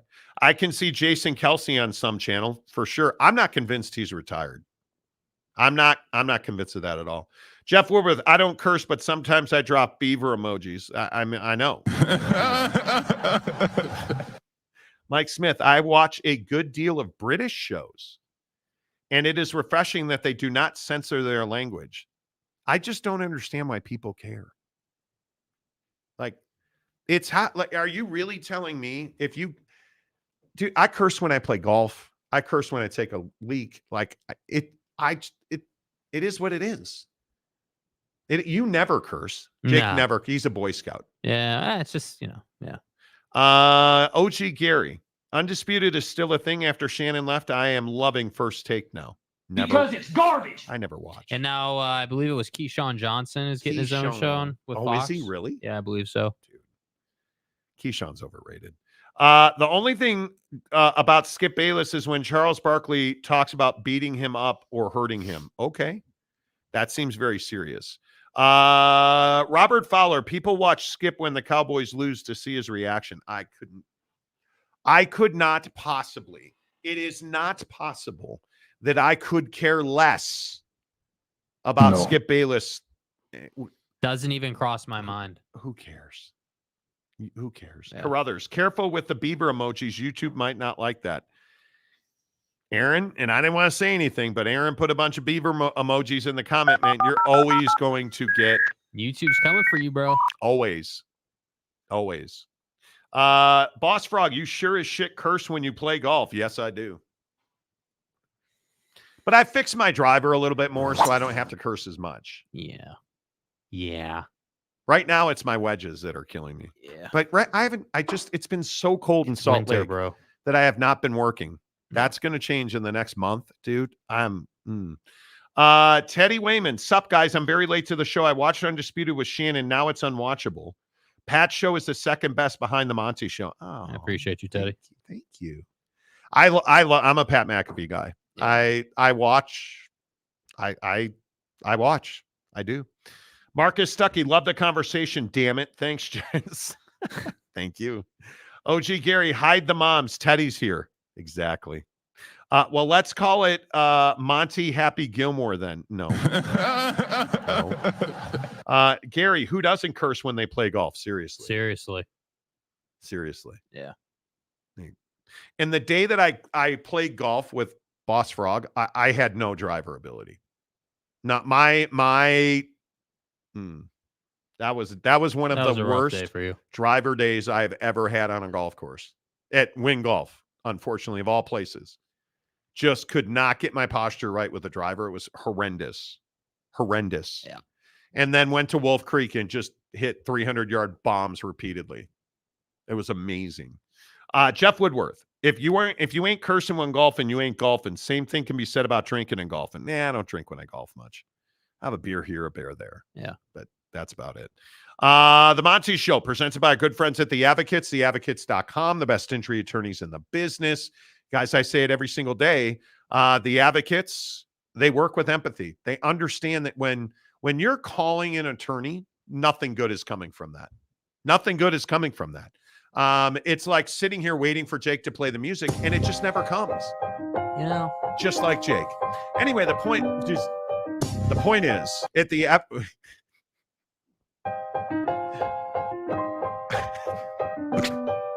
Come on, guy. Come on, guy. At the Advocates, they understand empathy. When you call an attorney, it's not a good day. You've been in a car wreck, you slipped and fell, you got hurt at work. That's not a good day for you. They're going to take all that worry away because they're the best in the business and fighting for you because they know you didn't deserve to get injured, but you do deserve an advocate where you never pay out of pocket to work with the Advocates because you don't pay the Advocates unless and until they win your case. Talk with an attorney live online right now, 24/7, 365, theadvocates.com. Say goodbye, Two Holes. Goodbye, Two Holes.